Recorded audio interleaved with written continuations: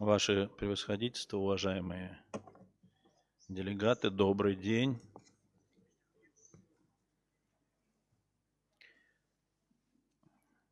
Заседание объявляется открытым. Предлагается возобновить обсуждение пункта 5 повестки дня. Переходим к рассмотрению подпункта 5F, посвященного транспорту. Я хотел бы предоставить слово господину Женьвэй Миню, директору отдела транспорта, для краткого представления документов, относящихся к данному подпункту повестки дня. Пожалуйста, господин Жень. Thank you, Mr. Chair. Excellencies, distinguished delegates, it's my honor to introduce the document pertinent to item 5F on transport. The document ESCAP/82/15 on inclusive transport and accessibility in Asia and the Pacific, lessons learned and the way forward, provides an overview of existing transport and accessibility challenges encountered by different social groups, examines different travel patterns by social group, reviews inclusive transport policies, and highlights the successful case studies in Asia and the Pacific.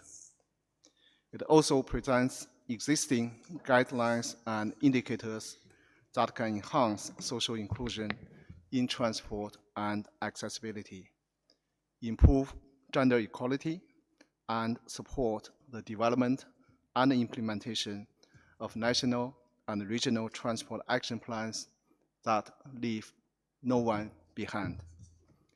Addressing the social aspects of transport development will contribute to the achievement of Sustainable Development Goals, as the provision of barrier-free accessibility, safe, affordable, innovative, and inclusive mobility services are vital for social economic development. Specifically, inclusive transport will contribute to the achievement of Sustainable Development Goals 1, 3, 5, 8, 10, and 11 through the improvement of accessibility to essential services and economic opportunities for all social groups, so which will reduce poverty and inequalities while increasing good health and well-being, gender equality, decent work and economic growth, and enable the growth of sustainable cities and communities. So in this regard, the Commission is requested to take note of activities undertaken to support the development of social inclusive transport in the region and policy options that contribute to enhancing the inclusiveness of transport described in the document and provide guidance to the Secretariat for its future work. Thank you, Chair. Благодарю вас, господин Женьвэй Минь. А сейчас я хотел бы предоставить слово для заявлений. Прошу всех выступающих соблюдать ограничения по времени. Каждое выступление отводится до 3 минут.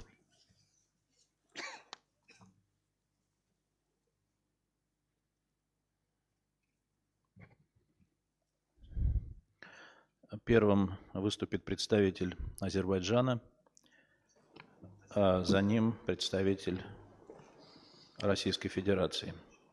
Пожалуйста, уважаемый представитель Азербайджана, вам предоставляется слово.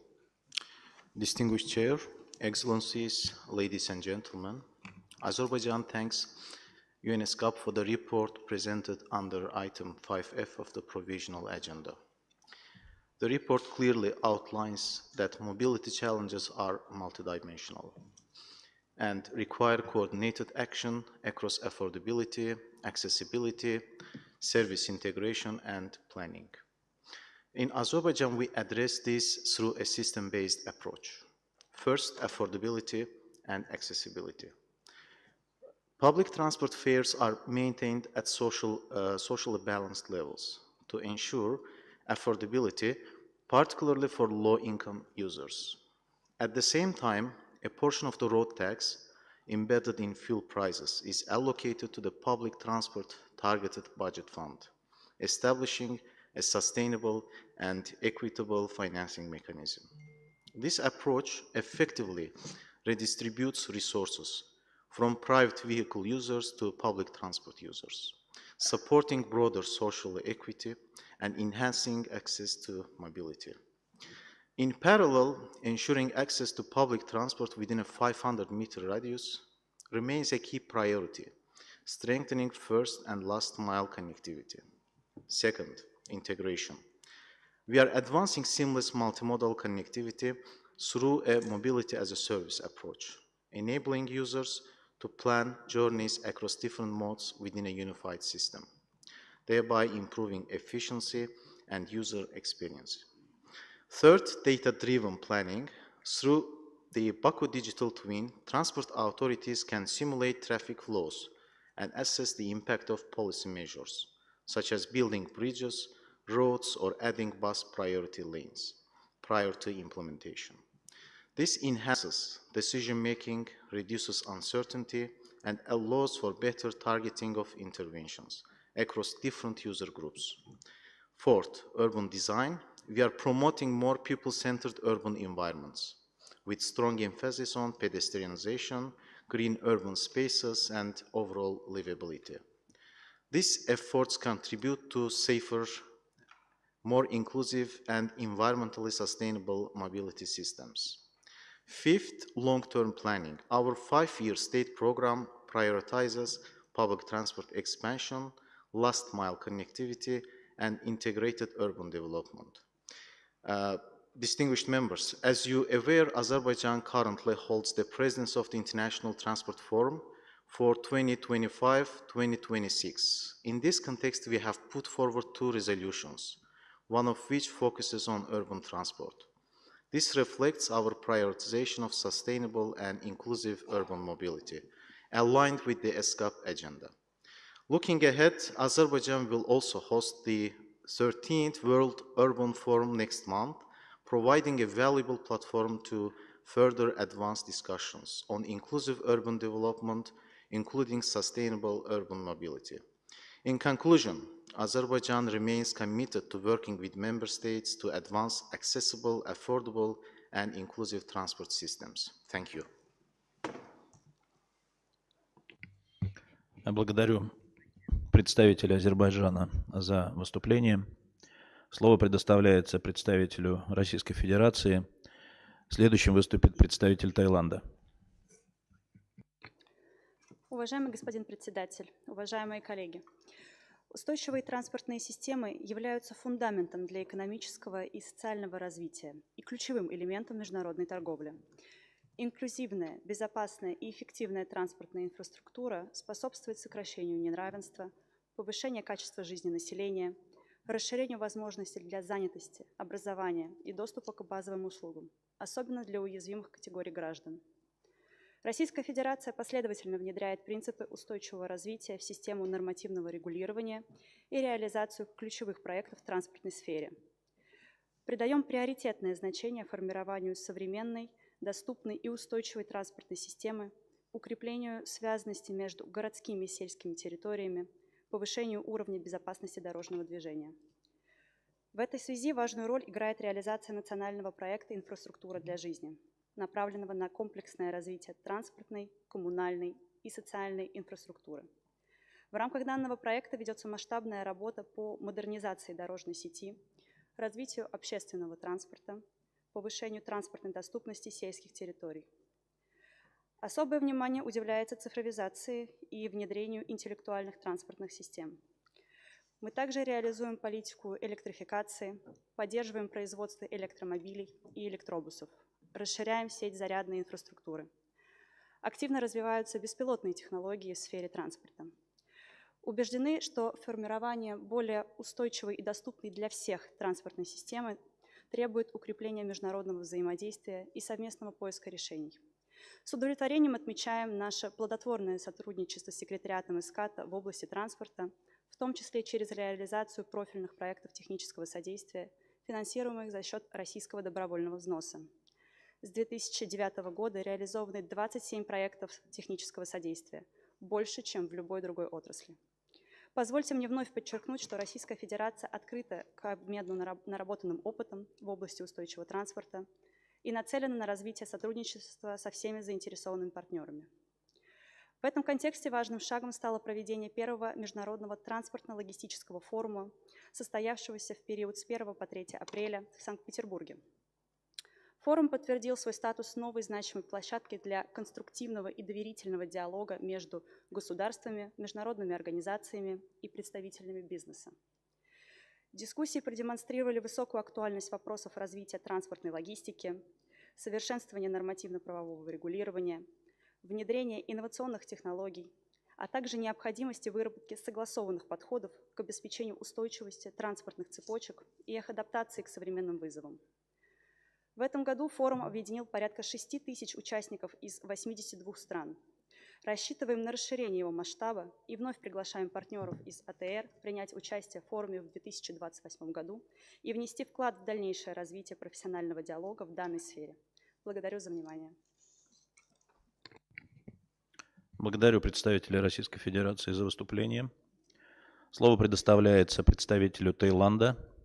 Следующим выступит представитель Бангладеш.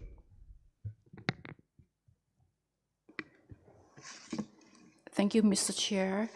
Thailand places a high priority on inclusive transport and accessibility as the vital means to bridge the gap between different social groups to ensure seamless connectivity for all.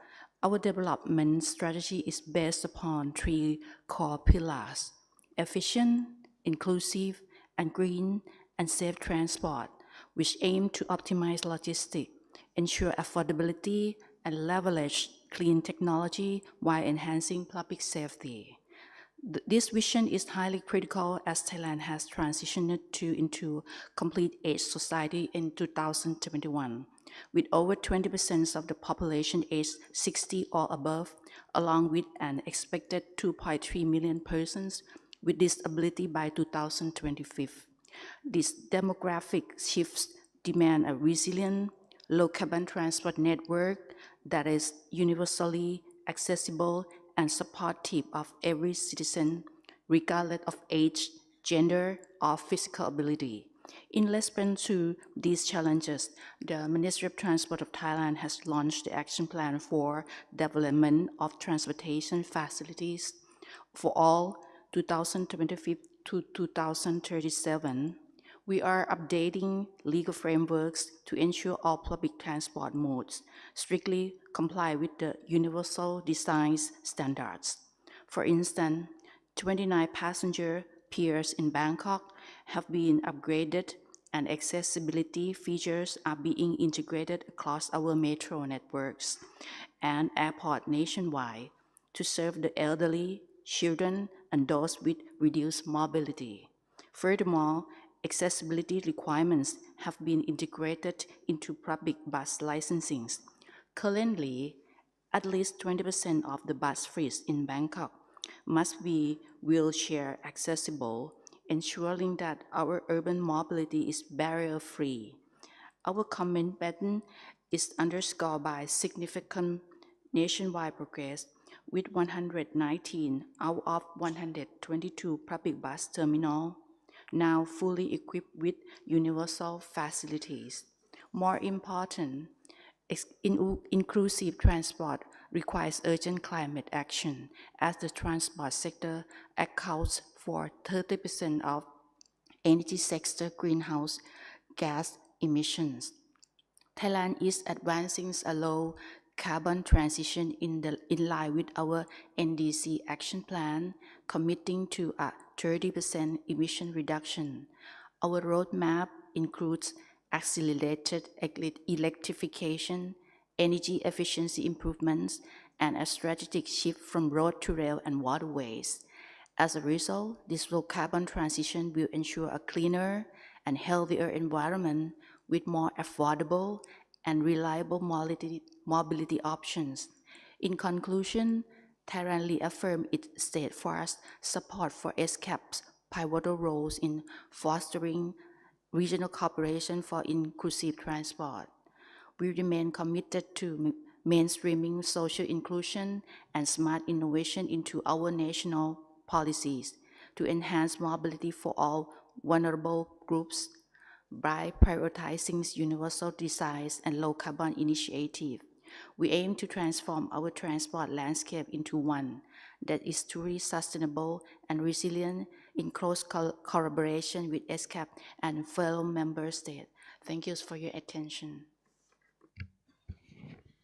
Благодарю представителя Таиланда за сделанное заявление. Уважаемые коллеги, я просил бы всех придерживаться установленного регламента выступления до 3 минут.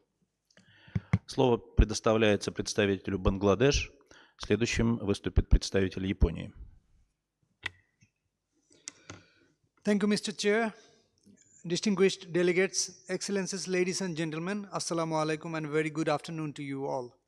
A warm greetings from Bangladesh, and I would like to express our sincere appreciation to ESCAP for organizing this important session, Agenda 5F. Bangladesh has made significant strides in socio-economic development, yet challenges remain in ensuring that this progress benefits all sectors of society. As we face a growing elderly population along with persons with disabilities, women, children and communities in remote areas, the need for inclusive infrastructure and accessible mobility becomes more critical. These factors are essential for social participation and economic opportunity. Transport connectivity plays a vital role in achieving this goal. Inaccessible transportation systems disproportionately affect older persons and individuals with disabilities, limiting their access to healthcare, education, employment, and social networks. This gap in connectivity further exacerbates inequality. Bangladesh has made substantial investments in infrastructure, including the construction and upgrading of highways, flyovers, and overpasses, strengthening both national and cross-border connectivity. These initiatives stand as a testament of our commitment to building resilient, inclusive infrastructure. These transportation networks are not just roads and bridges, they are lifelines that connect isolated regions, reduce travel time and costs, stimulate local economies, and enhance access to essential services. As a result, they play a vital role in poverty reduction and inclusive growth. Mr. Chair, one of our key priorities in empowering women, especially in areas affected by development projects. Women are given priority in rehabilitation programs for project-affected persons and improved connectivity has significantly boosted rural women's involvement in marketing and sales. As mobility becomes safer, faster, and more convenient, women's participation in business and economic activities will continue to rise. Bangladesh also integrates climate resilience and disaster preparedness to infrastructure projects. In terms of regional connectivity, Bangladesh is working closely with neighboring countries through land routes initiatives supported by MDBs, further strengthening cross-border ties and regional integration. Mr. Chair, Bangladesh stands as a critical juncture as we are scheduled to graduate from LDC status on 24th November 2026. However, recently we have requested an additional 3-year preparatory phase. This extension is essential because our goal is not just to graduate, but to ensure that this transition is sustainable and beneficial for all sectors of society. A key part of this sustainable future lies in building a world-class multimodal transportation system. Our goal will be to increase national productivity by prioritizing the most affordable and sustainable models of transportation, strengthen economic connectivity between regions, and ensure safe and affordable mobility for all. We aim to build an integrated, efficient, and green transport corridor. Thank you all.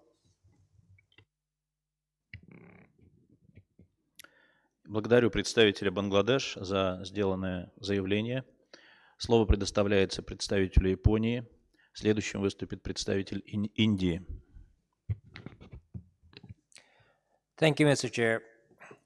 Under the ASEAN-Japan Transport Partnership, Japan has undertaken initiatives aimed at promoting barrier-free public transport facilities in ASEAN countries.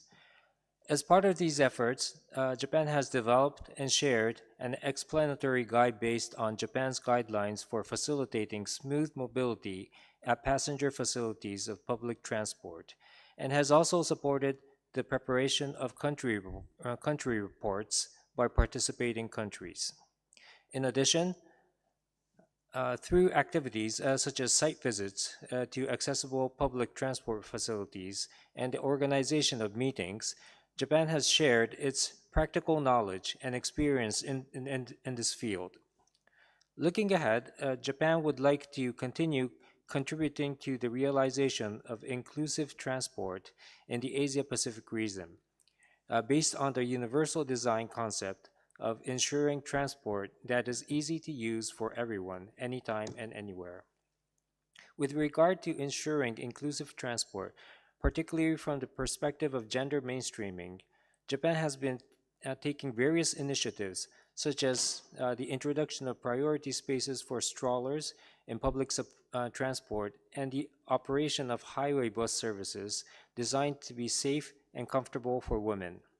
Looking ahead, in the light of challenges such as increasingly diverse mobility needs and labor shortages resulting from population decline and aging, Japan considers it important to further promote transport services that incorporate women's perspectives, as well as to advance the active participation of women in the transport sector. Finally, for example, in March 2026, Japan hosted the fifth knowledge sharing program for improving accessibility to public transport for people with disabilities and the elderly in an online format with ASEAN countries where discussions were held on barrier-free accessibility and gender. Moving forward, Japan would like to continue promoting initiatives on gender and transport, making use of multilateral frameworks. Thank you for your attention. Я благодарю представителя Японии за сделанное заявление. Слово предоставляется представителю Индии. Следующим выступит представитель Турции. Thank you, Mr. Chair. India is committed to the principles of social inclusion and universal accessibility as a foundational pillar of a sustainable and equitable transport ecosystem. Recognizing that transport is a critical enabler for accessing education, healthcare, and employment, India is proactively transitioning its planning paradigm from traditional economic efficiency-oriented model towards a rights-based inclusive approach.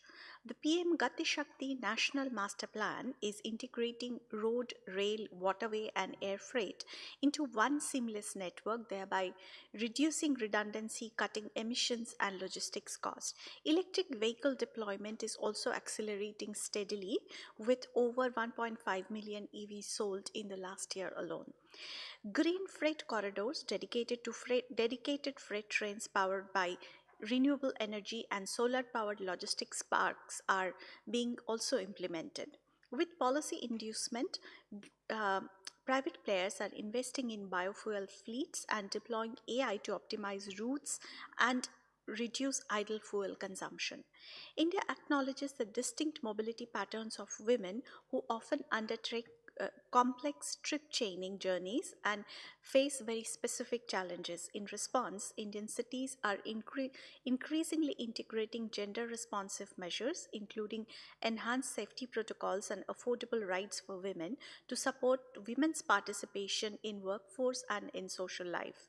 Furthermore, India is leveraging digital innovation to bridge service gaps, and the deployment of smart mobility solutions and real-time information systems are helping to address the last mile connectivity challenges that disproportionately affect lower income households. Looking ahead, India remains committed to climate resilient infrastructure and evidence based policy formulation to ensure that no one is left behind, fostering a transport network that is truly safe, affordable, and accessible for all. And we will continue to work with ESCAP in this context. Thank you, Mr. Chair. Я благодарю представителя Индии за выступление. Слово предоставляется представителю Турции. Thank you, Chair. Transport systems today are at the core of economic development, social inclusion, and regional integration. However, in an increasingly complex global environment marked by the supply chain disruptions, climate challenges, and rapid urbanization, transport policies must evolve beyond traditional infrastructure expansion. They must deliver systems that are not only efficient, but also inclusive, resilient, sustainable, and digitally enabled. In Turkey, we view accessibility in transport not as a privilege, but as a fundamental human right. Accordingly, our accessible transport strategy and action plan implemented by our ministry serves as the constitutional framework for our efforts in this field. Under this plan, we are eliminating not only physical barriers, but also cognitive and digital ones. For instance, we apply the design for all principle in all of Turkey's mega projects. From Istanbul Airport, one of the world's largest aviation hubs, to our smallest train stations, we are setting a global standard with initiatives like the Orange Desk service, voice-guided navigation, and barrier-free terminals. Our goal is to make our transport networks a gateway to independent living for every citizen, including the elderly and those with disabilities. At the same time, Turkey is placing strong emphasis on accessibility and inclusiveness.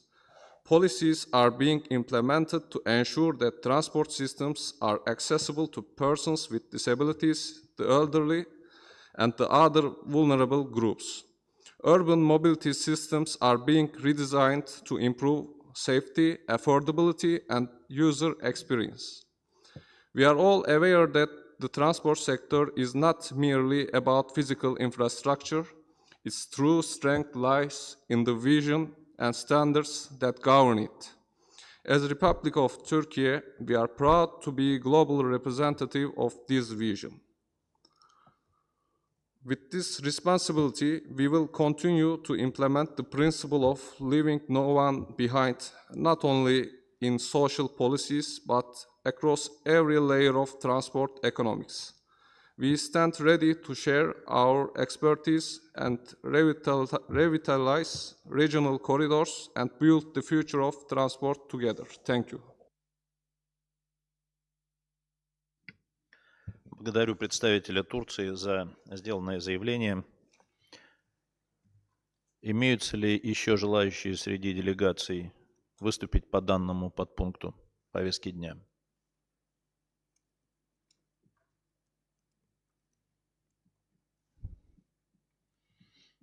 Желающих не вижу.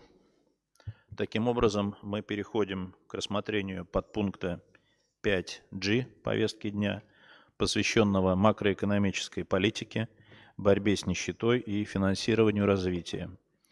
Я предоставляю слово исполняющему обязанности директора отдела макроэкономической политики и финансирования развития господину Вачарину Сириманитхаму для краткого представления документов, относящихся к данному подпункту повестки дня. Пожалуйста, господин Вачарин, слово вам.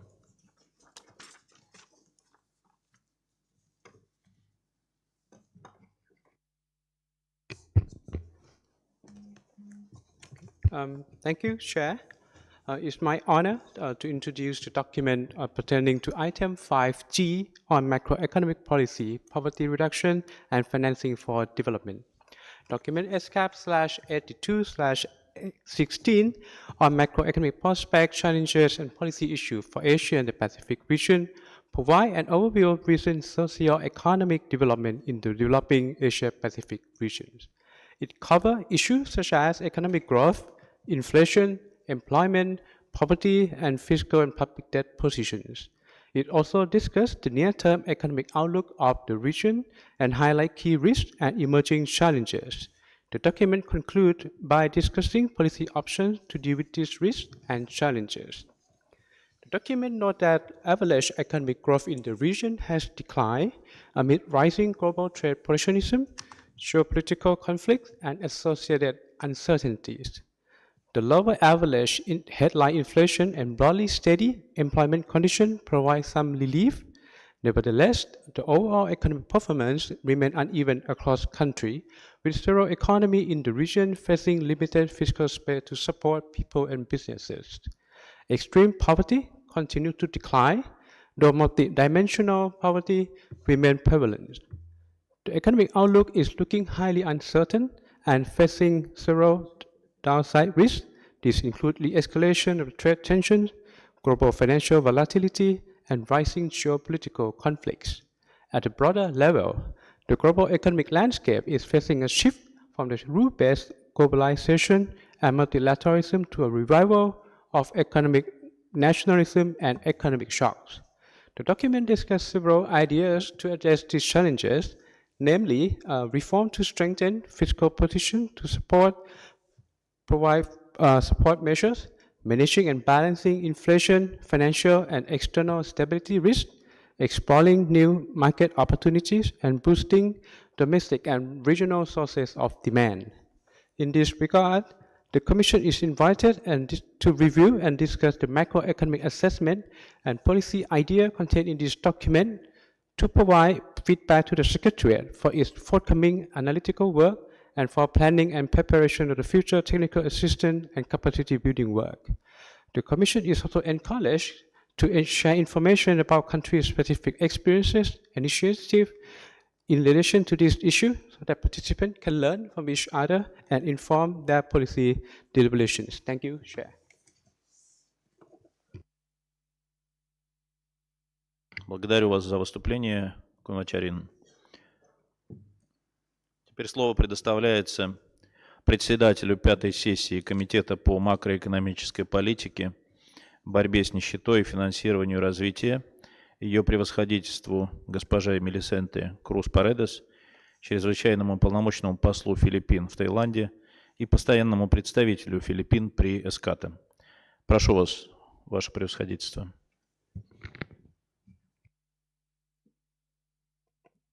Mr. Chair, Excellencies, distinguished delegates, good afternoon. Last year, I was honored to be elected as chair of the 5th session of the Committee on Macroeconomic Policy, Poverty Reduction and Financing for Development, together with vice chairs from Bangladesh and Maldives. The 5th session was convened from 19 to 21 November 2025 in Bangkok. I am pleased to bring to the attention of the Commission the 4 decisions adopted by the committee. Decision 1, the committee decides to provide, within existing resources, relevant inputs from existing processes to facilitate a regional follow-up to the Sevilla commitment in line with the outcomes of the 4th International Conference on Financing for Development held in Sevilla, Spain from 30 June to 3 July 2025. It takes note that in the Sevilla commitment, member states encouraged the appointment of national focal points for financing for development. Decision 2, the committee notes the diverse, emerging, and complex macroeconomic challenges faced by the Asia-Pacific region and requests the Secretariat to continue and strengthen within existing resources and mandates its support to member states in promoting macroeconomic resilience and pursuing long-term, inclusive, and sustainable economic prosperity through policy research, technical assistance, and peer learning initiatives in the context of multiple environmental challenges faced by the region.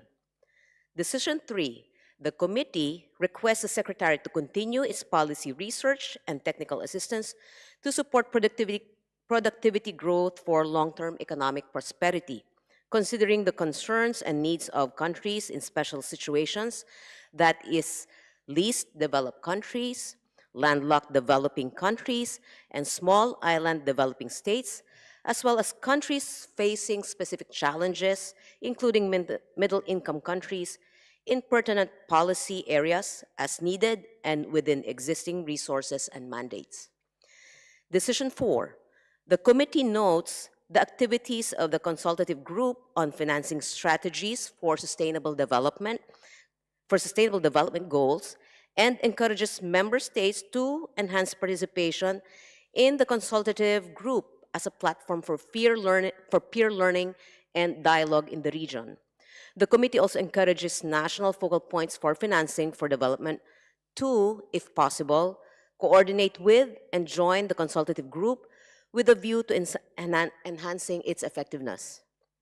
Excellencies, distinguished delegates, I believe these outcomes will provide useful guidance to the Secretariat's work in the coming years, and they are well aligned with the global economic developments and issues that are faced by countries in Asia and the Pacific. As the chair of the 5th session of the committee, I look forward to working with my vice chair and the member states and the Secretariat toward the implementation of this outcome. Thank you very much.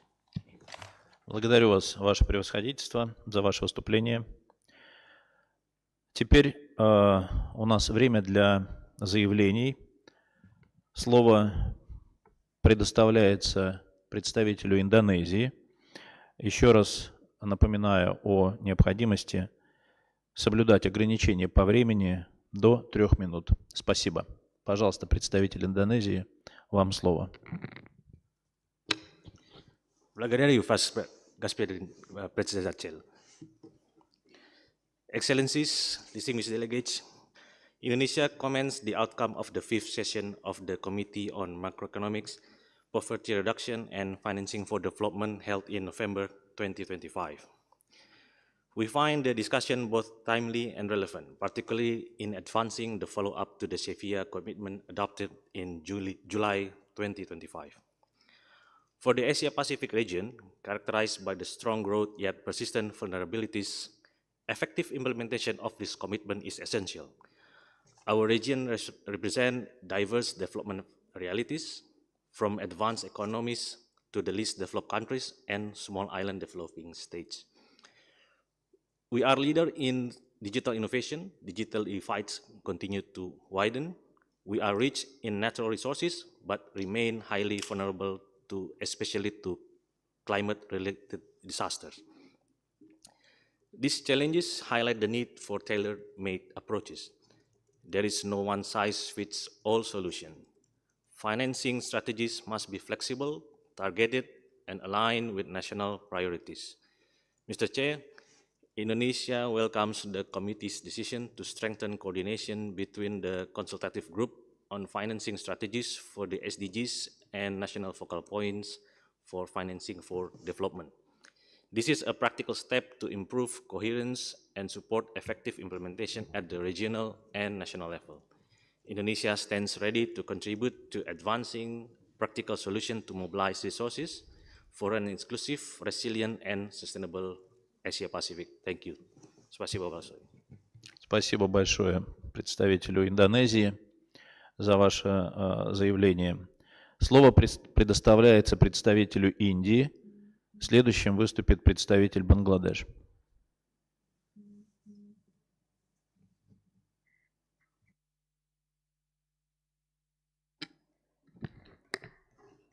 Thank you, Mr. Chair.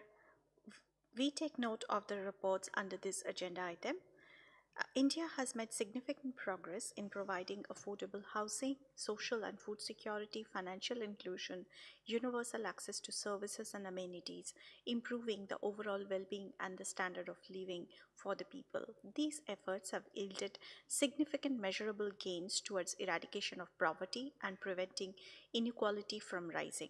Policies such as income support, social protection, labor market regulation, and education for all ensure upward social mobility across generations and throughout an individual's lifespan. India has achieved significant reduction in poverty, with 248 million people uplifted from multidimensional poverty over the past 9 years.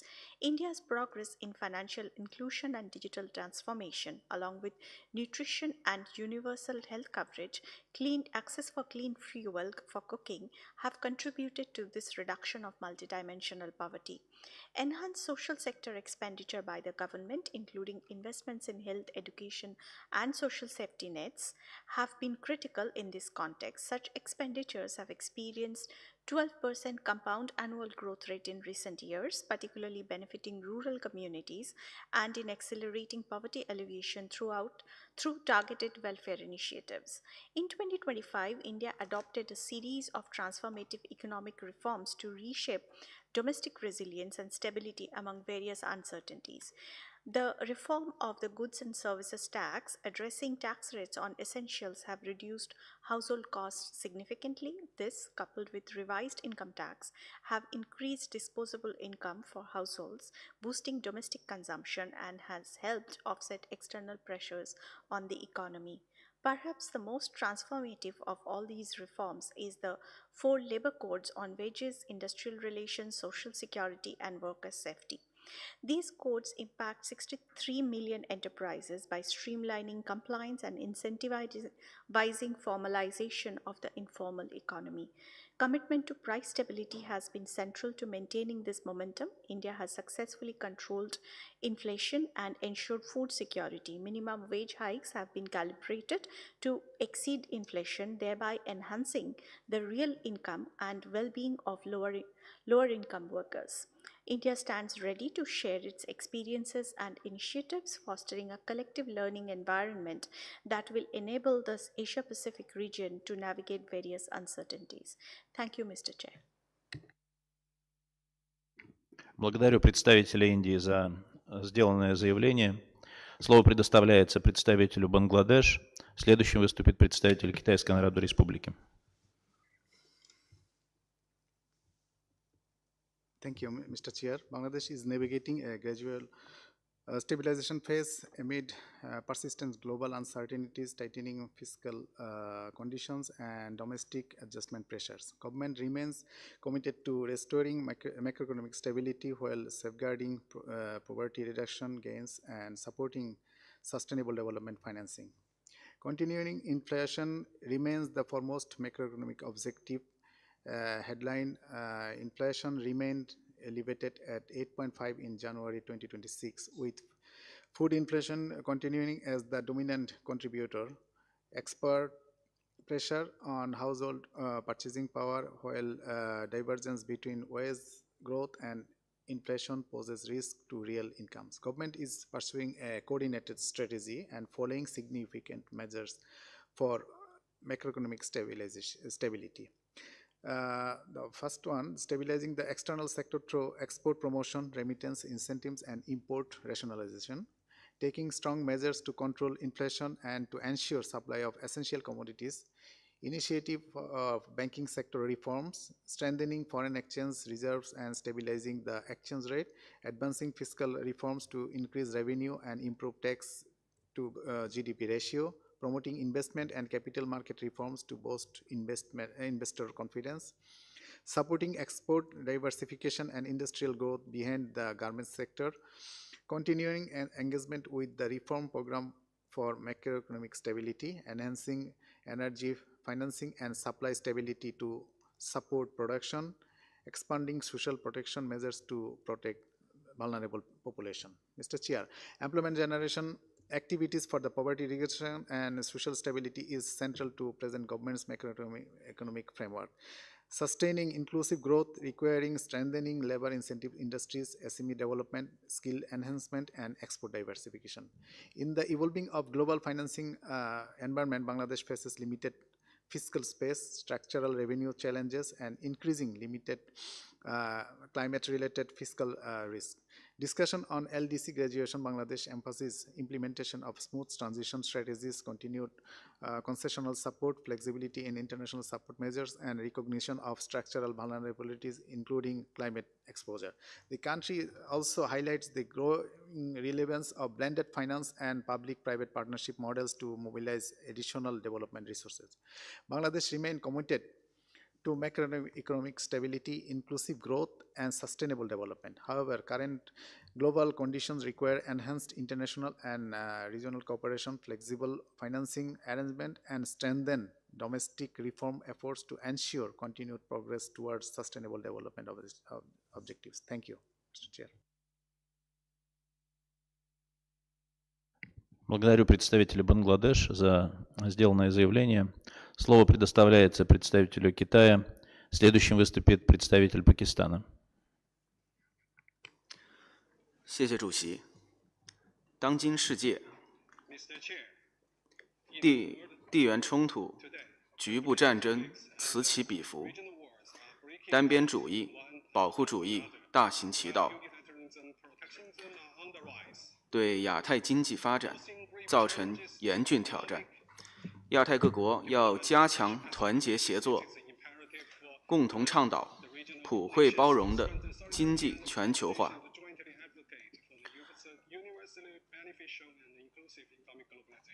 我们要坚持开放合作，相互成就，发挥比较优势，破除各种壁垒，深入推进区域一体化，共同维护产业链、供应链稳定畅通，为地区及全球经济增长注入更多稳定性和正能量。中国始终致力于发展经济，改善民生，并在自身发展的同时，促进各国共同发展。经过不懈努力，中国“十四五”圆满收官。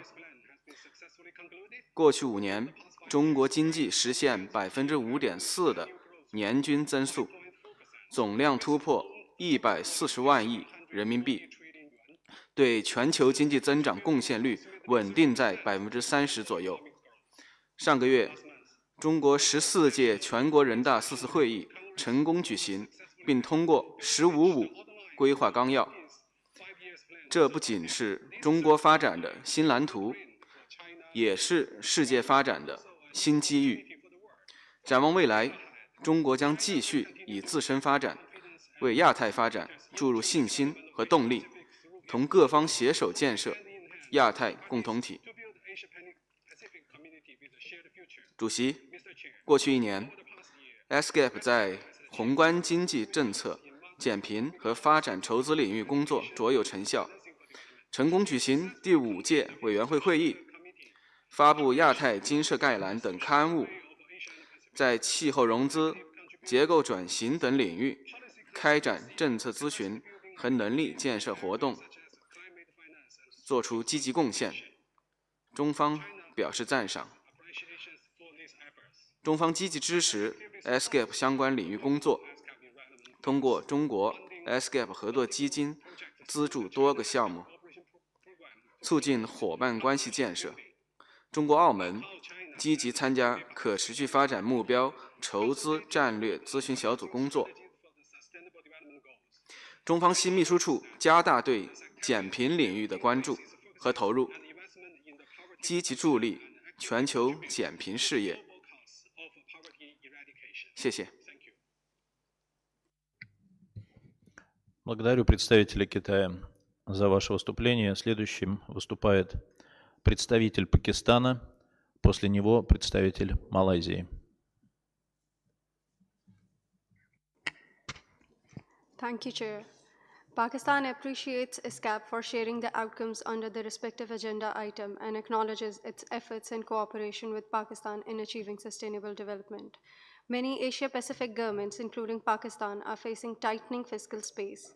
Rising debt, high interest payments, and growing social and climate-related needs are constraining their ability to invest in the SDGs. In line with the severe commitment to enhance domestic resource mobilization, Pakistan has been making efforts to strengthen revenues, improve expenditure efficiency, and manage fiscal risks. Pakistan's strategy to bring the informal economy, estimated at 35 to 40% of GDP under the formal net, focuses on incentivizing digital payments, linking business registration platforms, and simplifying tax regimes for small businesses to make compliance easier. However, revenue gains alone are not sufficient. Improving spending efficiency is critical for expanding SDG-related investment. Pakistan is rationalizing its public sector development programs, which was historically spread across thousands of small and slow-moving projects. Prioritizing high-impact investments, strengthening PC1 and PC2 appraisal quality, and rolling out a digital public investment management system has been prioritized to ensure better value for every rupee spent. Pakistan is also linking budget allocations to measurable outputs, especially in education, health, and climate resilience, in order to strengthen its budgetary frameworks. Mr. Chair, to scale up social protection and poverty alleviation, Pakistan has brought forward flagship programs, including the Pakistan Poverty Alleviation Fund, through which $7.15 million have been disbursed through the first half of fiscal year 2024 to 2025, focusing on microfinance, community infrastructure, and climate resilience. Pakistan remains committed to strengthening inclusive social protection systems, reducing multidimensional poverty, and building resilience to economic challenges. I thank you all. Благодарю представителя Пакистана за выступление. Слово предоставляется представителю Малайзии. Thank you, Chair. Excellencies, distinguished delegates. Malaysia welcomes the report presented under this agenda item. Malaysia's approach to advancing macroeconomic policy, poverty reduction, and financing for development is grounded in the 13th Malaysia Plan and many other national planning mechanisms. On macroeconomic policy, Malaysia remains committed to balancing growth with fiscal discipline. Our economy is projected to expand between 4 and 5% this year, supported by strong domestic demand, a resilient labour market, and sustained investment flows. At the same time, we are pursuing steady fiscal consolidation, with the deficit expected to narrow to around 3.5% of GDP. This balanced approach helps safeguard macroeconomic stability while preserving space for inclusive development. On poverty reduction, Malaysia is transitioning from broad-based subsidies to more targeted assistance to better support vulnerable groups. Savings from subsidy rationalizations are being redirected towards enhanced social protection programs, including cash transfers and basic needs support.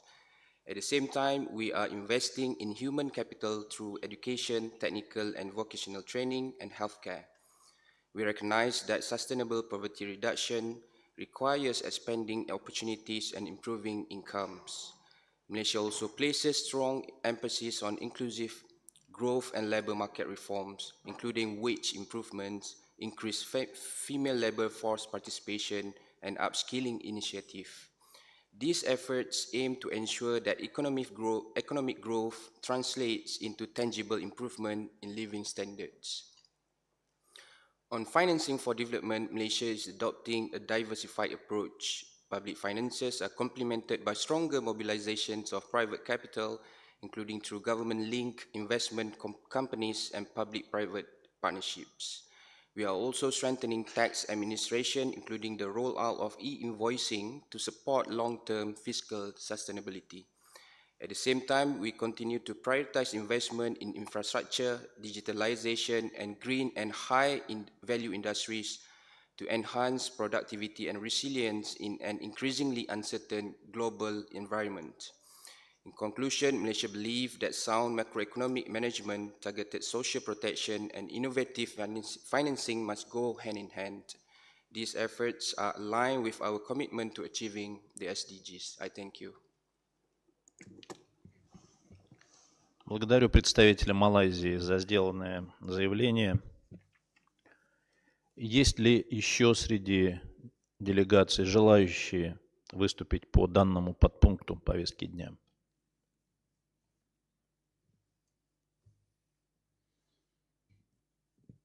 Не вижу желающих. Мы можем перейти к рассмотрению подпункта 5H повестки дня, посвященного торговле, инвестициям, предпринимательству и бизнес-инновациям. Я предоставляю слово директору отдела торговли, инвестиций и инноваций госпоже Рупи Чанда для краткого представления документов, относящихся к данному подпункту повестки дня. Госпожа Чанда, пожалуйста, микрофон ваш.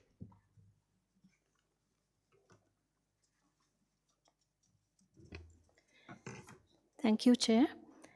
Excellencies and distinguished delegates, it is my honor to introduce the documents pertinent to item 5H on trade, investment, enterprise, and business innovation. Document ESCAP/82/18 on driving inclusive and sustainable growth through business innovation, trade, and investment, discusses how trade, investment, and business innovation, if supported by complementary policies, can promote inclusive and sustainable growth. It highlights how digital trade facilitation and digital trade can enable participation of economies and disadvantaged groups, and how SDG-aligned trade agreements can address sustainable development considerations. It also discusses how investment promotion agencies can proactively facilitate and attract FDI towards inclusive and sustainable development-related priority areas, such as women's economic empowerment, climate resilience, and the digital economy, and how governments can create an enabling ecosystem for businesses to innovate and support the achievement of the SDGs. The document outlines the Secretariat's supporting role in all these areas. In this regard, the Commission is requested to share information about country-specific experiences and initiatives to inform their policy deliberations. The Commission may wish to provide guidance to the Secretariat for its future work on supporting more inclusive and sustainable trade, FDI, and enterprise development. Thank you, Chair.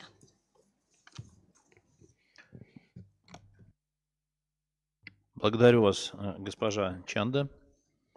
Теперь я предоставляю слово председателю второй сессии Комитета по торговле, инвестициям, предпринимательству и бизнес-инновациям, его превосходительству господину Фаязу Муршиду Кази, чрезвычайному полномочному послу Бангладеш в Таиланде и постоянному представителю Бангладеш при ESCAP. Прошу вас, ваше превосходительство. Good afternoon, and thank you, Mr. Chair. Excellencies, distinguished delegates, it is my honor to report on the second session of the Committee on Trade, Investment, Enterprise, and Business Innovation, which was held in Bangkok from 28th to 30th May 2025.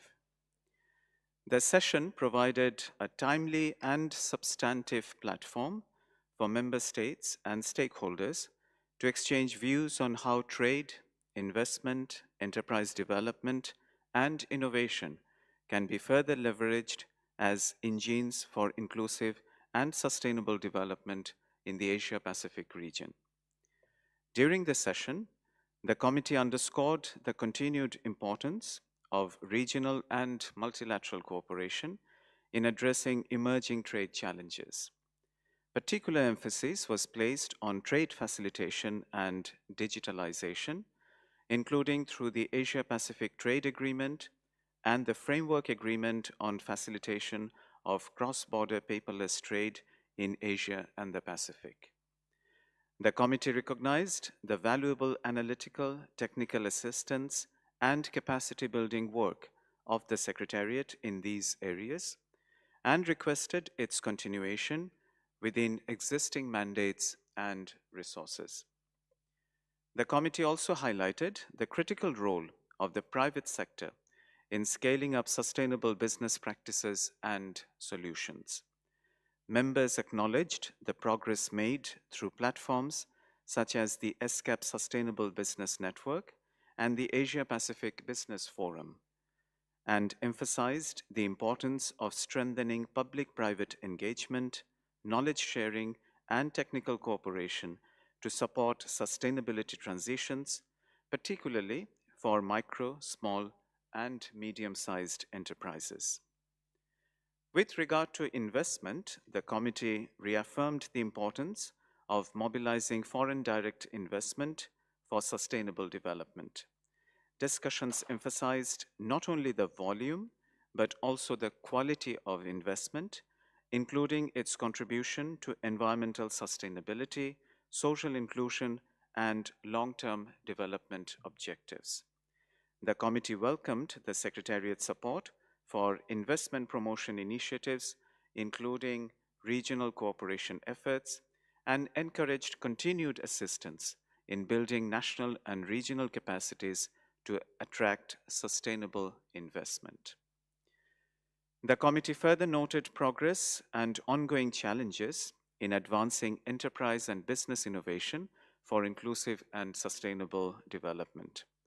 Members shared national experiences and reaffirmed the importance of fostering innovation ecosystems, supporting small and medium-sized enterprises, women-led businesses and startups, and promoting inclusive and sustainable business models. The committee requested the Secretariat to continue providing support in these areas upon request. In addition, discussions highlighted the growing significance of innovation and frontier technologies, including digital technologies and artificial intelligence, for accelerating progress towards the Sustainable Development Goals. The committee emphasized the need for enhanced regional cooperation, capacity building, and technology transfer to ensure that the benefits of innovation are inclusive, equitable, and aligned with sustainable development priorities. In conclusion, the second session of the committee reaffirmed the collective commitment of members to strengthening cooperation on trade, investment, enterprise, and innovation as key pillars of sustainable development in the Asia-Pacific region.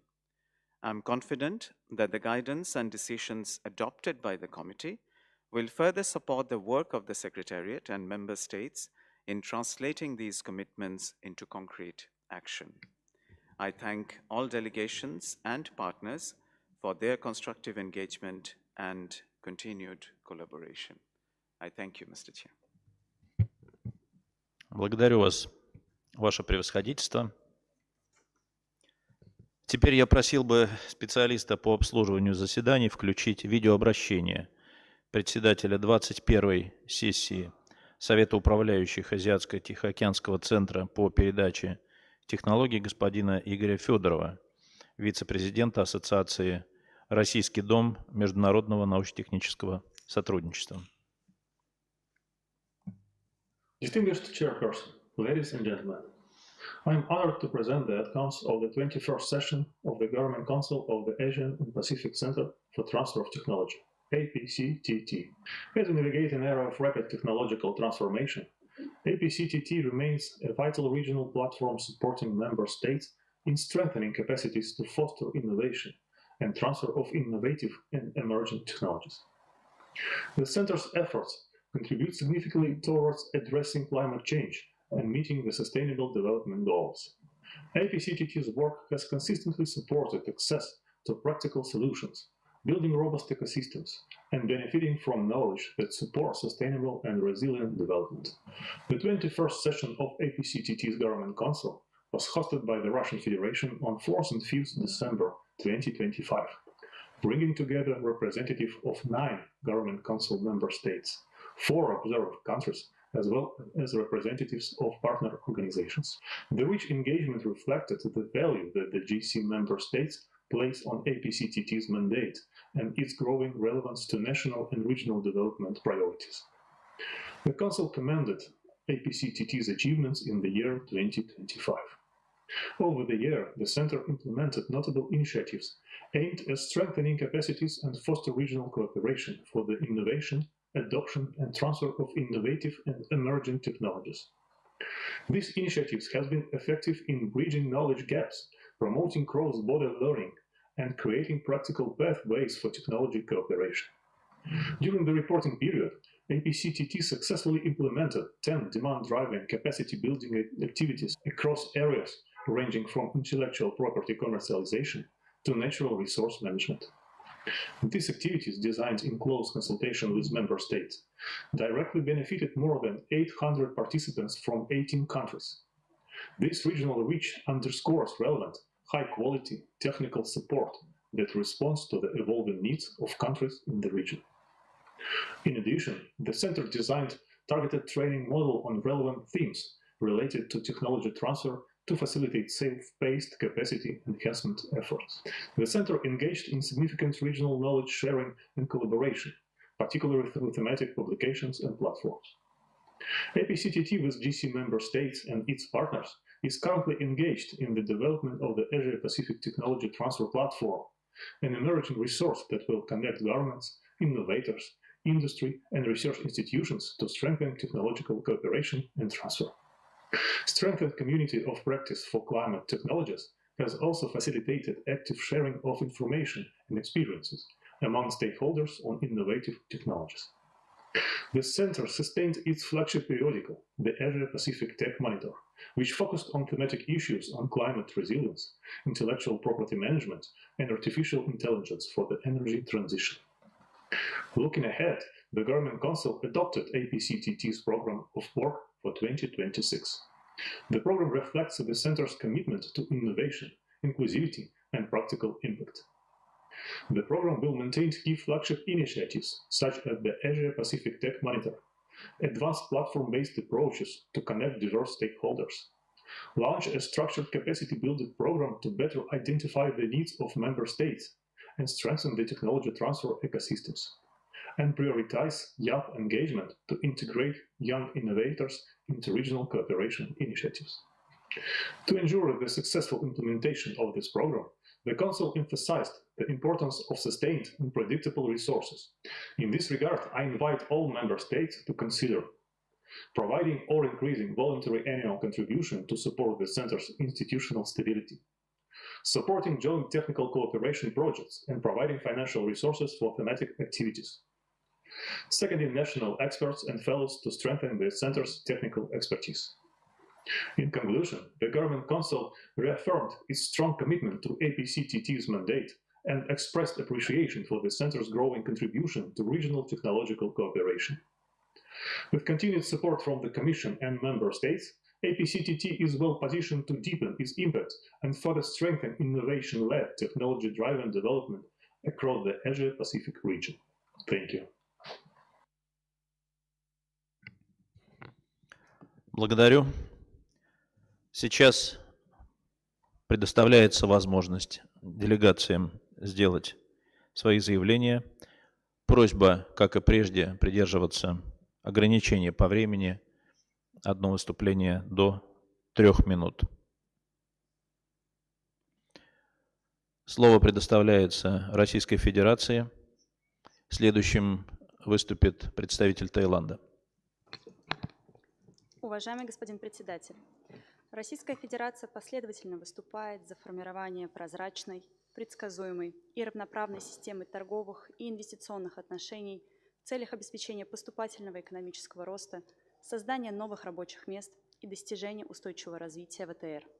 Убеждены, что только на основе взаимного уважения интересов и учета национальных приоритетов возможно выстраивание эффективного многостороннего сотрудничества. С сожалением констатируем, что сегодня мировая торговля сталкивается с серьезным вызовом в виде растущего тренда на протекционизм и односторонность, которые разрушают цепочки поставок, сокращают потоки прямых иностранных инвестиций, подрывают предсказуемость деловой среды и негативно сказываются на темпах экономического роста, и прежде всего в развивающихся странах. Несмотря на внешние вызовы, наша страна ведет активную работу по укреплению региональной экономической интеграции и развитию многосторонней торговой системы, минимизации торговых барьеров, стимулированию развития технологий и инноваций, развитию малых и средних предприятий и расширению экономических возможностей женщин. В результате положительная динамика в экономике сохранилась. На национальном уровне Россия реализует комплексные меры по поддержке устойчивого экономического роста в рамках нацпроекта «Эффективная и конкурентная экономика».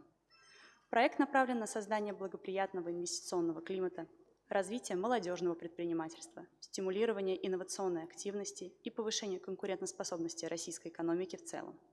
Придаем особое значение цифровой трансформации как одному из ключевых драйверов глобального экономического роста.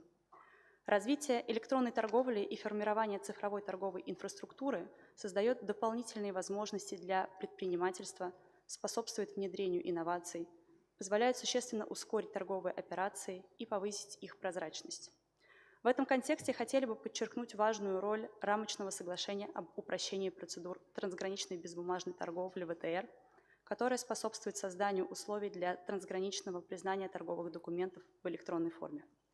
Господин председатель, выступаем за продолжение работы под эгидой ESCAP по совместному поиску эффективных решений актуальных экономических задач региона, снижению дисбалансов в социально-экономическом развитии и продвижению повестки 2030.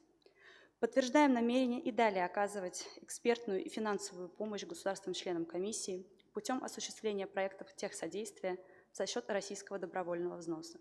В частности, мы бы хотели отметить успешное завершение в начале этого года проекта укрепления производственно-бытовых цепочек в странах Центральной Азии в поддержку устойчивого развития в цифровую эпоху, получившим положительные оценки со стороны участников. Россия готова делиться своим опытом и наращивать сотрудничество с государствами региона. Убеждены, что прийти к устойчивому экономическому развитию ВТР возможно лишь через конструктивный диалог. Я благодарю за внимание. Благодарю представителя Российской Федерации за сделанное заявление. Слово предоставляется представителю Таиланда. Следующим выступит представитель Индии. Thank you, Chair. Excellencies, distinguished delegates. As our region undergoes rapid demographic change, longevity must be shaped into an opportunity for inclusive and sustainable growth. Thailand is transitioning toward a super-aged society, challenging our education, research, and workforce systems. In response, we are advancing three key priorities. First, lifelong learning. We are expanding flexible pathways through lifelong learning platforms, micro-credentials, and credit systems that enable people of all ages to reskill and upskill. Key initiatives include career-based education, higher education sandboxes, and tax incentives to foster a skilled workforce capable of adapting to rapid industrial changes and enabling seamless transitions between education and employment. Second, research and innovation for inclusion. Thailand is investing in aging-related research, including assistive technologies and smart health systems, while strengthening programs that connect universities and researchers with communities to co-create solutions. A key example is our collaboration with the Asian Development Bank on AI-enabled precision agriculture. This initiative supports farmers, especially women in rural areas and vulnerable groups, with climate-smart tools, while building their capacity to use technology effectively. Third, AI for public services. Thailand is promoting ethical, human-centered AI and using data-driven platforms to identify vulnerable populations and deliver targeted support, ensuring no one is left behind. These efforts are complemented by data-driven platforms such as the Thai People Map and Analytics platform, which integrates big data to identify vulnerable populations and target assistance more effectively. Leaving no one behind requires strong regional cooperation and sustained partnership.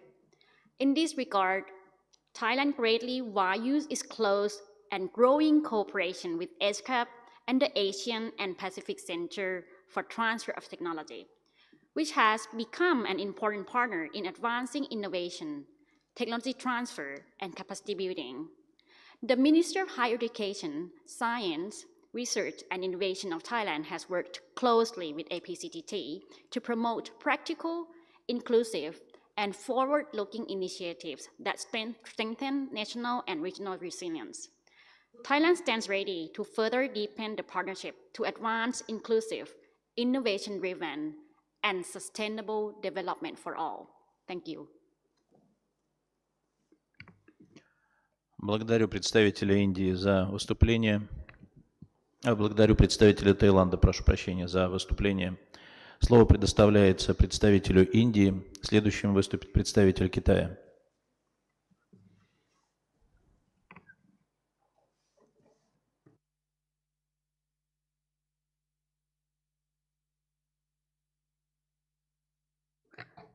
Sorry, we heard another delegation's name.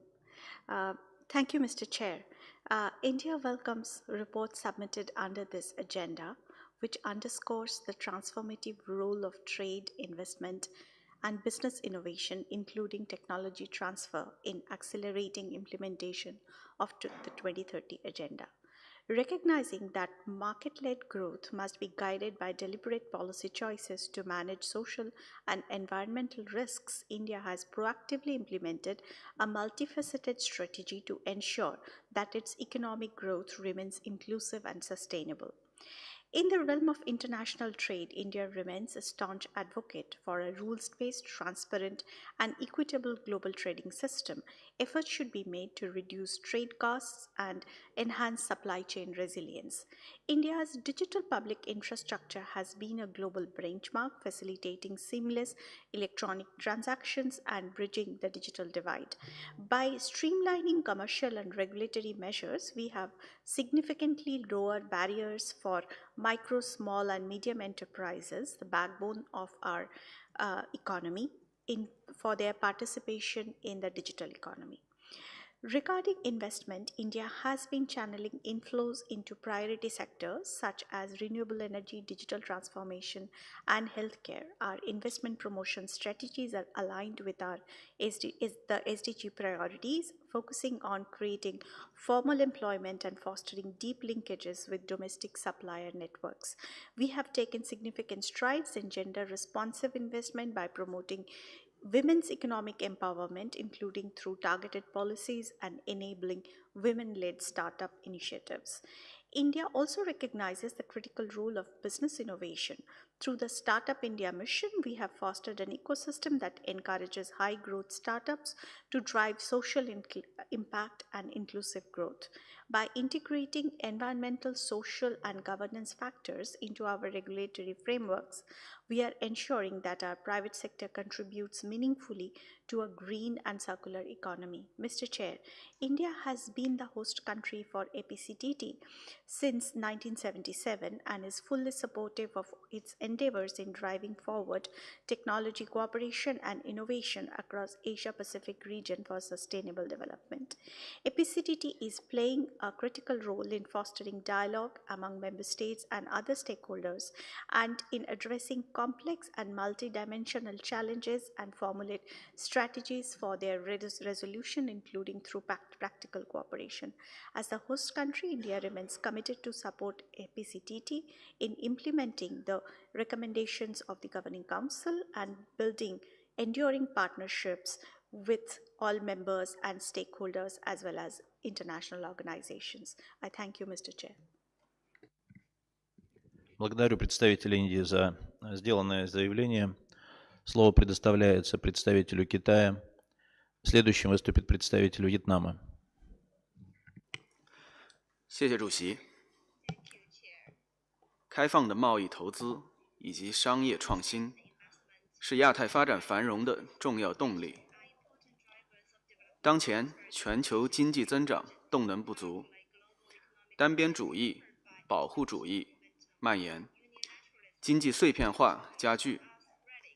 我们应积极推进贸易投资自由化、便利化，充分挖掘新一轮科技革命和产业变革，促进商业创新的潜力。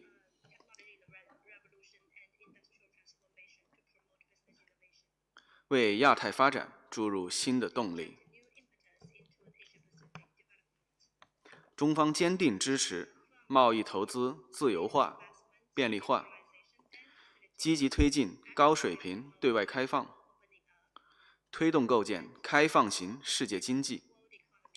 截至今年1月，中方已与31个国家和地区签署24个自贸协定，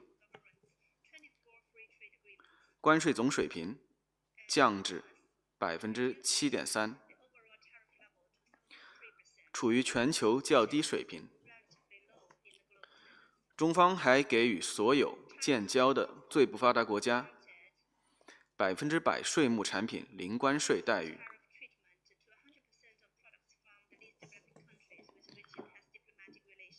成为首个实施该举措的主要经济体和发展中大国。同时，中国持续缩减外资准入负面清单，落实外资企业国民待遇，主动对接国际高标准经贸规则，营商环境法治化国际化、便利化不断提高。中方坚持创新驱动高质量发展，推动科技创新与产业创新深度融合，打造新质生产力。2025年，中国在全球创新指数排名中升至第10位。传统产业智能化、绿色化、融合化、高端化趋势明显，人工智能等前沿技术不断发展，并加速形成可观的商业价值。中国经济呈现新动能聚集、新业态涌现、新产业壮大的良好态势。主席，今年中方是亚太经合组织东道主，以建设亚太共同体、促进共同繁荣为主题，提出开放、创新、合作3大优先领域，推动各方共同探索亚太发展繁荣的新路径。开放就是构建开放型经济，反对保护主义，促进贸易投资自由化、便利化。创新就是坚持创新驱动，发展新质生产力，打造新的经济增长点。合作就是挖掘各方比较优势，开展政策对接和经验分享，实现合作共赢。我们期待有关成果能够助力 ESCAP 深化各领域合作，为加速落实2030年议程，开创亚太发展繁荣的美好未来做出贡献。谢谢主席。Благодарю представителя Китая за сделанное выступление.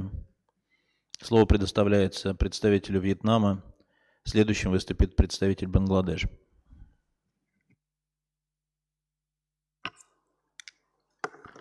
Thank you, Chair. Distinguished delegates, ladies and gentlemen, Vietnam appreciates ESCAP's continued efforts in advancing the agenda on enterprise development and business innovation for inclusive and sustainable development.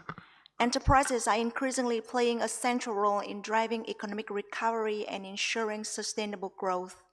Across the region, many countries are focusing on promoting startup ecosystems, supporting SMEs, accelerating digital transformation, adopting green business models, advancing environment, social, governance, ESG practices, impact investment, and inclusive business development. However, significant challenges remain, particularly in access to finance for SMEs, technological gaps, limited innovation capacity, as well as disparities in access to emerging technologies, such as artificial intelligence and other frontier technologies. In Vietnam, in recent years, the business community and entrepreneurs have continuously grown in both quantity and quality, making important contributions to the country's socio-economic development. Enterprises are identified as a pillar of the economy, playing a vital role in driving growth, creating jobs, fostering innovation, and promoting international integration, thereby enhancing the country's position in global value chains.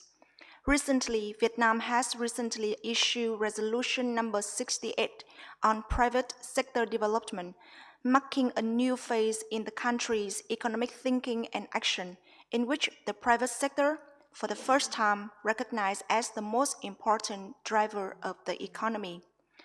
In the coming period, Vietnam looks forward to further strengthening cooperation with ESCAP in enterprise development, particularly in providing technical and financial support for SMEs, promoting innovation, digital transformation, and application of new technologies, and supporting businesses in expanding into international markets and integrating more deeply into regional and global supply chains. Vietnam has also appreciate the ESCAP role in fostering knowledge sharing, building regional cooperation platforms, and strengthening linkages between the private and public sectors, thereby contributing to a more sustainable, inclusive, and resilient business ecosystem. I thank you, Mr. Chair. Благодарю представителя Вьетнама за выступление. Следующим выступает представитель Бангладеш. Пожалуйста, слово вам. Thank you, Mr. Chair. Bangladesh's long-term vision is to establish a competitive position in global trade by fostering a business-friendly environment, promoting innovation, digital transformation in trade, and strengthening economic resilience. Government continues to implement policies aimed at trade facilitation, export diversification, market expansion, and improved competitiveness. These initiatives are crucial for smooth transition from LDC status.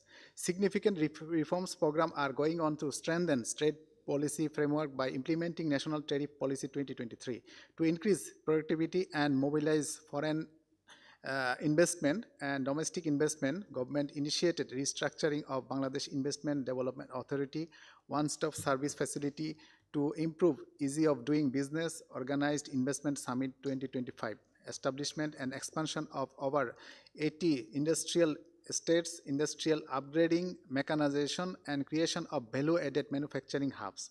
Bangladesh has invested heavily in infrastructure and expanded economic zones as well as skill training for IR technologies, etc. Social business, green investment, and blended financing are gaining momentum in Bangladesh. Even though the ready-made garments sector remains the backbone of Bangladesh's export economy, government is actively promoting diversification into emerging sectors such as pharmaceuticals, seafood, halal products and services, light engineering, handicrafts, ICT services as it seeks for a smooth graduation from LDC status. Mr. Chair, to expand trade opportunities and integrate into global value chains, Bangladesh is actively pursuing bilateral and regional trade agreements, participates in several regional trade frameworks, and invested in joining the Regional Comprehensive Economic Partnership. For sustainable industrialization and long-term economic growth, Bangladesh faces challenges and needs to address the unequal access to information, high business cost, limited land, institutional inefficiencies, inadequate modern technologies, digital gaps, etc. Bangladesh firmly believes that strengthening regional cooperation, open and rule-based trade, and innovation-led economic development are essential for building a resilient and prosperous Asia-Pacific region. Bangladesh looks forward to working closely with ESCAP and all the member states to advance shared prosperity and sustainable development. Thank you, Mr. Chair. Благодарю представителя Бангладеш за сделанное заявление. Есть ли еще среди делегаций желающие выступить по данному подпункту повестки дня?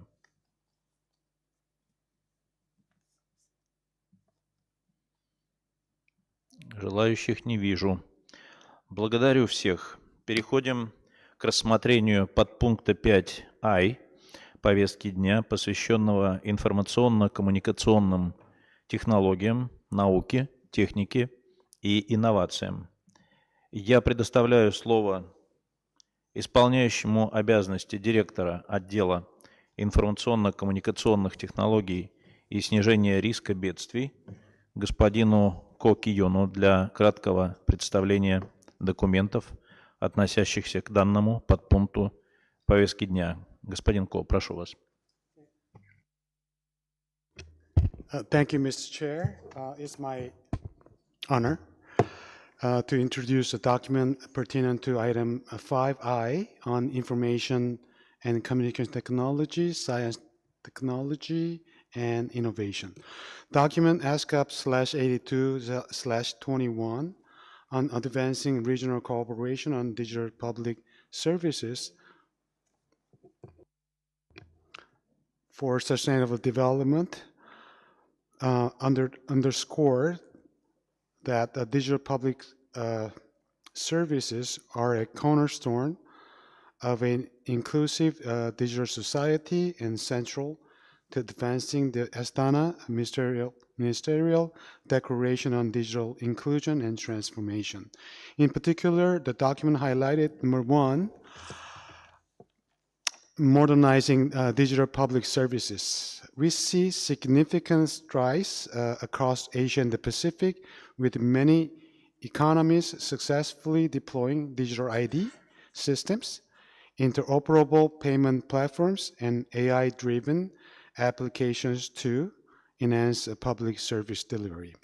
Number two, closing the digital divide. Despite these gains, the digital divide remains. Persistent gaps in digital connectivity, affordability, and digital literacy continue to challenge least developed countries, landlocked developing countries, and small island development states. It is critical to ensure everyone has affordable internet in order to leverage the benefits of digital public services. Number three, strengthening regional cooperation. Regional cooperation is our most effective means for facilitating information sharing and capacity building on digital public services through the Asia-Pacific Information Superhighway platform, especially for countries in special situation. In addition, through the Asia-Pacific Plan of Action on Space Applications for Sustainable Development and the voluntary contributions our members, ESCAP has strengthened the capacity of governments in Southeast Asia to use space-based data and the digital tools in public service delivery, which benefited more than 400 professionals in 2025 alone. In this regard, the Commission is invited to take a note of the document and provide further guidance to the Secretariat on our future direction. Thank you, Chair.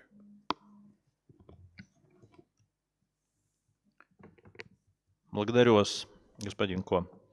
А теперь я просил бы специалиста по обслуживанию заседаний включить видеообращение председателя 20-й сессии Совета управляющих Азиатско-Тихоокеанского учебного центра информационно-коммуникационных технологий в целях развития госпожи Хо Эньон, директора отдела многостороннего сотрудничества Министерства науки и информационно-коммуникационных технологий Республики Корея.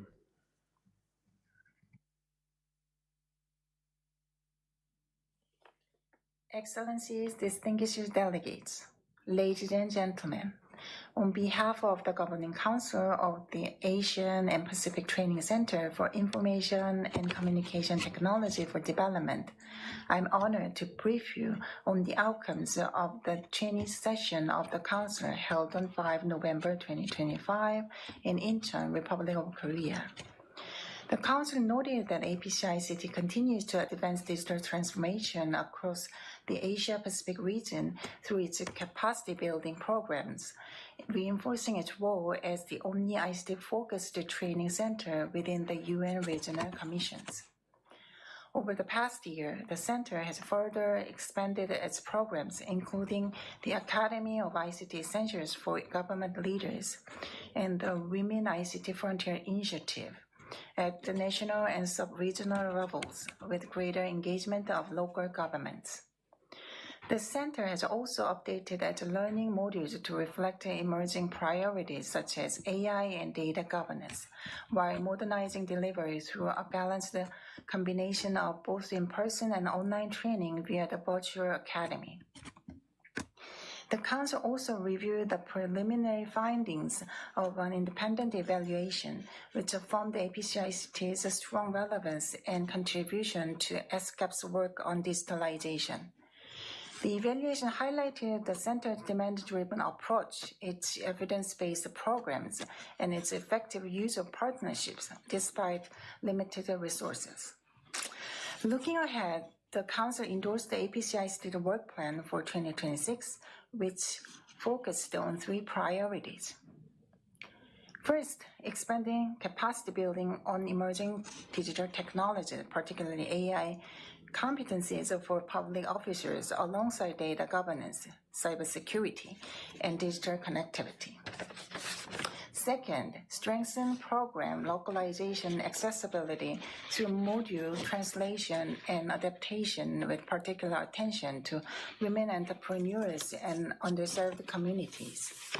Third, deepening collaboration with member states and partners to better align programs with national digital strategies and mobilize broader support for sustainable impact. The Council expressed its deep appreciation for the continuous financial and in-kind support provided by the Republic of Korea, particularly the Ministry of Science and ICT and the Incheon Metropolitan City. It also acknowledged the valuable contributions from Bangladesh, Cambodia, India, and Macau, as well as strong support from national partners across the region. Finally, the Council noted that 2026 will mark two important milestones, the 20th anniversary of APC ICT and the 10th anniversary of the Women ICT Frontier Initiative, reflecting 2 decades of collective efforts to strengthen digital capacities for sustainable development across the region. The Council looks forward to continued collaboration with ESCAP members and associate members in advancing inclusive and sustainable digital transformation across Asia and the Pacific. Thank you. Благодарю. Сейчас у нас время для заявлений делегаций. Еще раз напоминаю о просьбе придерживаться установленного регламента до 3 минут.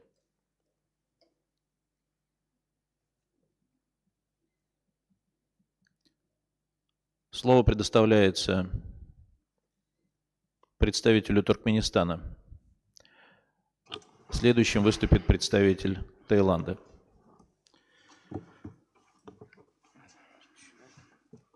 Dear Mr. Chair, distinguished heads and members of delegations, ladies and gentlemen, allow me to express my sincere appreciation to the United Nations Economic and Social Commission for Asia and the Pacific for the invitation to participate in its 82nd session. At the outset, I would like to highlight the relevance of the theme of this meeting devoted to exploring opportunities and solutions for a sustainable future and advancing the achievement of the Sustainable Development Goals of the 2030 Agenda. Cooperation with the United Nations and its entities remains a strategic priority for Turkmenistan. A central dimension of this partnership is the promotion of international peace and security as a foundation for expanding economic cooperation and achieving the Sustainable Development Goals. Turkmenistan consistently advocates for strengthening the central role of the United Nations in international affairs. In this regard, we attach particular importance of the implementation of conventions, treaties, and other multilateral agreements of the United Nations. As a permanently neutral state, Turkmenistan is undertaking practical steps aimed at fostering an atmosphere of trust, mutual understanding, and respectful dialogue, which we consider to be a key prerequisite for ensuring stability and sustainable development at both the regional and global levels. One of the priorities of our social economic policy is the active engagement in the implementation of the Sustainable Development Goals, as well as the expansion of regional cooperation. Turkmenistan continues to contribute to the formation of a fair, balanced, and inclusive international development system. As you know, in August 2025, in the National Tourist Zone Avaza, was held in the third United Nations Conference on Landlocked Developing Countries. The hosting of this conference in our country has become a significant milestone, contributing meaningfully to the acceleration of progress toward achieving the Sustainable Development Goals. The Avaza Political Declaration has become the foundation for implementing a comprehensive approach to addressing the challenges faced by landlocked developing countries, including in the areas of improving transport infrastructure, trade development, climate change adaptation, and strengthening institutional capacities, based on the principles of sustainable development and international cooperation. Distinguished participants, as a neutral state, Turkmenistan consistently pursues a policy of open doors and seeks to strengthen its role in regional connectivity. The implementation of large-scale infrastructure projects is aimed at expanding the country's and the region's potential. Turkmenistan is located along the Trans-Caspian International Transport Route connecting East and West, the importance of which has been steadily increasing in recent years. Our country is also part of the eastern branch of the international north-south transport corridor running along the Caspian Sea and actively participates in the development of the Lapis Lazuli corridor linking Afghanistan with Turkey. The development of the Turkmenbashi International Seaport and its logistics infrastructure has significantly expanded access to global transport routes and contributed to increased maritime trade volumes. In the energy sector, Turkmenistan continues to implement large-scale projects for the export of natural gas and electricity and stands ready to further develop its potential in green energy. Particular attention is given to renewable energy sources, including wind and solar power. Distinguished participants, the development of a green economy, the use of environmentally friendly technologies, and the advanced innovative solutions in environmental protection are among the priorities of Turkmenistan's public policy. Particular emphasis is placed on the implementation of national programs and international commitments related to the Sustainable Development Goals, especially in their climate dimension. Turkmenistan's policy in the field of climate and sustainable infrastructure is aimed at strengthening international cooperation and advancing particular initiatives. The country actively addresses environmental and climate issues, promoting their systemic consideration as a fundamental approach to ensuring security, fostering climate resilient innovations, and establishing multilateral mechanisms for monitoring and responding to climate, environmental, and man-made challenges. At the 80th of the... Просьба завершать выступление, вы превысили лимит времени. Okay, 1 minute. At the 80th session of the United Nations General Assembly, the President of Turkmenistan, His Excellency Serdar Berdimuhamedov, put forward an initiative to establish a regional center for combating desertification for the countries of Central Asia. The establishment of such a center would contribute to consolidating regional potential, strengthening cooperation in environmental protection and climate resilience, and making a meaningful contribution to the achievement of the Sustainable Development Goals, particularly in combating climate change and preserving terrestrial ecosystems. In this regard, we call upon states to support Turkmenistan's initiatives to establish this regional center as a specialized regional institution of ESCAP. In conclusion, I would like to reaffirm Turkmenistan's readiness for the most active, constructive, and meaningful participation in multilateral cooperation on all key issues of the global sustainable development agenda and the development of the sustainable infrastructure for a stable future. Thank you for your attention. Excuse me. Благодарю за выступление. Уважаемые коллеги, просьба придерживаться того лимита времени, который установлен. 3 минуты. Слово предоставляется представителю Таиланда. Следующим выступит представитель Японии. Thank you, Mr. Chair. Thailand recognizes digital technology and innovation as the strategic foundations for sustainable development. Under the Thailand 4.0 framework and our digital development plans, we are systematically modernizing our nations to ensure that no one is left behind. Thailand is transitioning towards a digital government by implementing a crowd-first policy and national digital ID. We have replaced legacy systems with secure AI-enabled platforms, significantly enhancing transparency and efficiencies. Our digital-first strategy directly advanced the SDG, implemented by the Ministry of Digital Economy and Society to the following key areas. First, social empowerment. We are enhancing national digital literacy and transforming public agency to provide seamless electronic services to all citizens. Second, infrastructure and economy, we prioritize AI and critical foundation infrastructure, ensuring inclusive access to high-speed internet and digital services to boost national competitiveness. And third, environmental resilience. We leverage integrate data, satellite application, and AI to strengthen disaster resilience and environmental monitoring. In addition, to ensure a secure digital economy, Thailand prioritizes trust and security. We are actively combating online threat via the Anti-Online Scam Operations Center, or AOC 1441, and the Anti-Fake News Center and the Defense Platform. Furthermore, alongside with the international cooperation, Thailand is fully committed to the United Nations Convention Against Cybercrime to address the transnational nature of these threats. On the frontier of AI, we have established a national AI committee to balance infrastructure growth and adoption of the robust ethics and governance. Building on our co-hosting of the third UNESCO Global Forum on the Ethics of AI in 2025, Thailand has proposed the establishment of the AI Governance Practice Center, or AIGPC, under the UNESCO. This center will bridge regional practices with global policymaking to ensure inclusive and ethical AI development.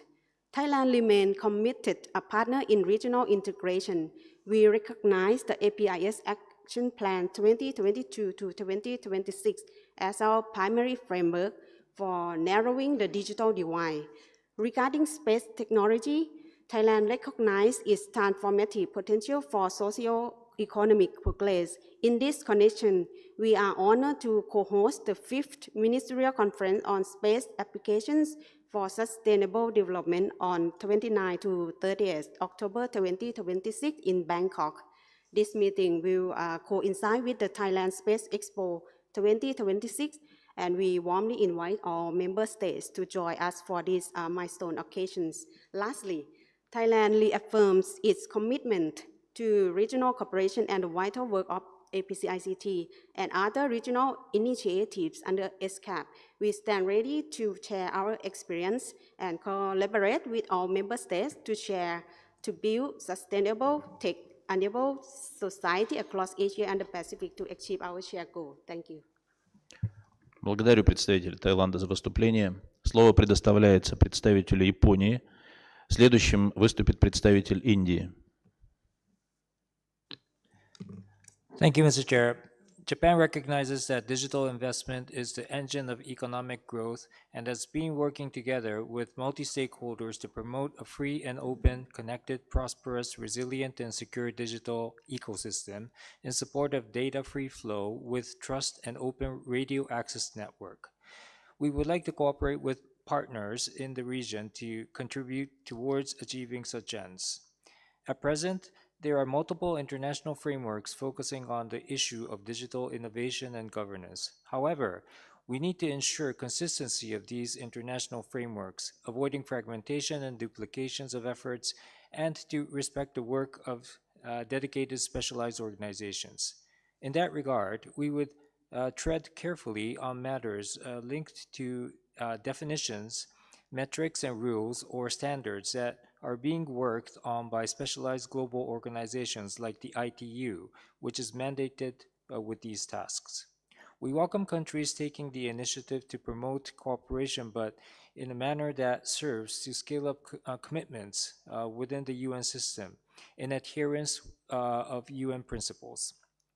Japan continues to uphold the declaration calling for an inclusive, open, and transparent discussion of procedures in that regard. Japan underscores the importance of effective regional cooperation that complements the work of such global standard setting bodies. Through the Asia-Pacific Telecommunity, APT, Japan has long supported capacity building efforts to bridge the digital divide in developing countries. APT has also functioned as a valuable platform for sharing best practices and practical experiences among members through regional cooperation. Finally, Mr. Chair, I would like to introduce a few recent undertakings by the Digital Agency of Japan. The agency has newly formulated usability guidelines and is promoting initiatives to ensure usability and advance user-friendly public services. It has newly formulated web content guidelines that call for the promotion of inclusive language, which takes into consideration diversity in society, culture, context, gender, race, religion, age, and other factors, as well as plain language with respect to information disseminated on the web, and is promoting related initiatives. It has incorporated provisions regarding information dissemination using generative AI into its web content guidelines and is promoting initiatives to ensure reliability. The agency is providing and expanding a design system whose usability and accessibility have been verified as part of its effort to enhance web accessibility. Thank you for your attention. Благодарю представителя Японии за сделанное заявление. Слово предоставляется представителю Индии. Следующим выступит представитель Вьетнама. Thank you, Mr. Chair. Technology has been a critical enabler in India's transformative development journey. We take note of the reports presented under this agenda item. In line with our commitment to accelerating sustainable development, India hosted the India AI Impact Summit 2026 earlier this year. This summit has signaled a pivotal shift towards prioritizing real-world deployment of AI. During the summit, Prime Minister Narendra Modi introduced the MANAV, that is, Moral, Accountable, National Sovereignty, Accessible, Valid Framework, emphasizing human-centric AI. The adoption of the New Delhi Declaration as the outcome of the summit by 92 nations highlights a global commitment to democratizing AI. While securing investments from the private sector, the summit also championed digital sovereignty, multilingual accessibility, and robust domestic infrastructure to promote inclusive growth. Our stewardship in the ICT and innovation is deeply rooted in our domestic experience. India's digital payment system, backed by the Unified Payments Interface, also known as UPI, has fundamentally transformed India's financial landscape. By linking multiple bank accounts through a single mobile application, UPI enables instant fund transfers and merchant payments. As the share of digital payments in India has surged, focus is also on addressing the existing digital divides, including rural-urban, intergenerational, and gender divides. India also believes that strengthening digital public infrastructure is essential for achieving the SDGs, particularly in health, education, and institutional efficiency. Through our experience with Aadhaar, that is unique identity, UPI, and related platforms, India has demonstrated that interoperable, open, and inclusive DPI can leapfrog traditional development barriers and deliver services at scale. By collaborating on interoperability requirements for identity and payments, we can help close the digital gap for countries in special situations and foster a more inclusive digital future for the entire Asia-Pacific region. India stands ready to share its digital public goods and technical expertise with regional partners, contributing to a resilient and inclusive digital ecosystem. Thank you, Mr. Chair. Благодарю представителя Индии за выступление. Слово предоставляется представителю Вьетнама. Следующим выступит представитель Российской Федерации.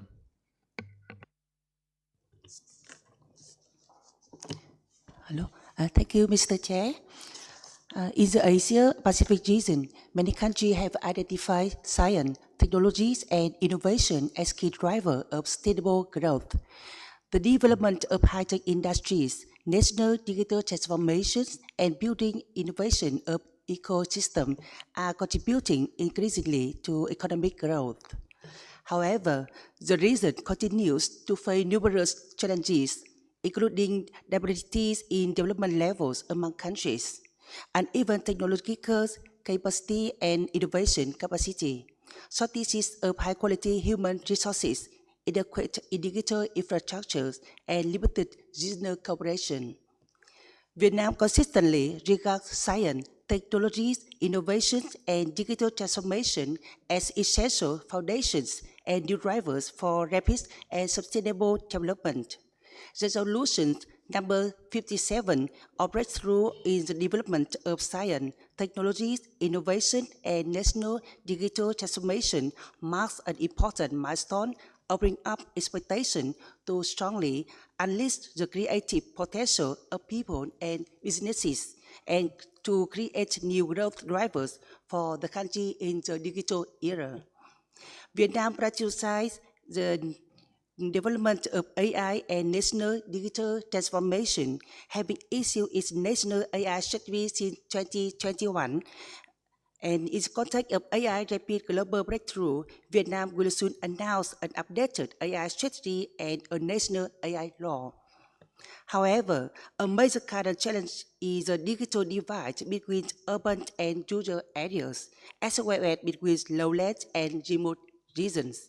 Vietnam remains committed to promoting inclusive digital transformation under the principle of leaving no one behind. Vietnam highly appreciates the role of ESCAP in supporting member states in policy development, knowledge sharing, technology transfer, and high-quality human resource training. Vietnam calls on ESCAP to further strengthen its support for developing countries through strategic advisory services, international expert connectivity, technical assistance, and the promotion of innovative financing mechanisms for science, technologies, and digital transformation. Vietnam firmly believes that with strong regional cooperation and effective support from ESCAP, science, technologies, and innovation will become powerful drivers for a more inclusive, sustainable, and prosperous Asia-Pacific region. Thank you, Chair. Благодарю представителя Вьетнама за сделанное выступление. Слово предоставляется представителю Российской Федерации. Следующим выступит представитель Бангладеш. Уважаемый господин председатель, уважаемые коллеги, в настоящее время цифровая трансформация является одним из главных приоритетов для Российской Федерации. За последние 6 лет нами были достигнуты существенные результаты. Вклад только российского IT-сектора с 2019 года в ВВП вырос более чем в 2 раза, с 1,3 до 2,7%. Это быстрее, чем любая другая отрасль экономики в нашей стране. Были предприняты значительные усиления по расширению доступа к современной цифровой инфраструктуре, по совершенствованию государственного управления в интересах всех граждан, а также развитию и внедрению существующих и перспективных технологий. Далее мне бы хотелось подробнее остановиться на некоторых результатах развития цифровой среды в России по нескольким направлениям. Первое направление – это развитие технологий и инфраструктуры. В декабре 2025 года на предприятии российской компании «Ядро» было запущено серийное производство отечественных базовых станций. Весь процесс от проектирования, строительства необходимой промышленной инфраструктуры и до начала производства базовых станций был завершен за 3 года. Цель компании поставить 55 тысяч таких базовых станций 3 основным российским операторам связи к 2030 году.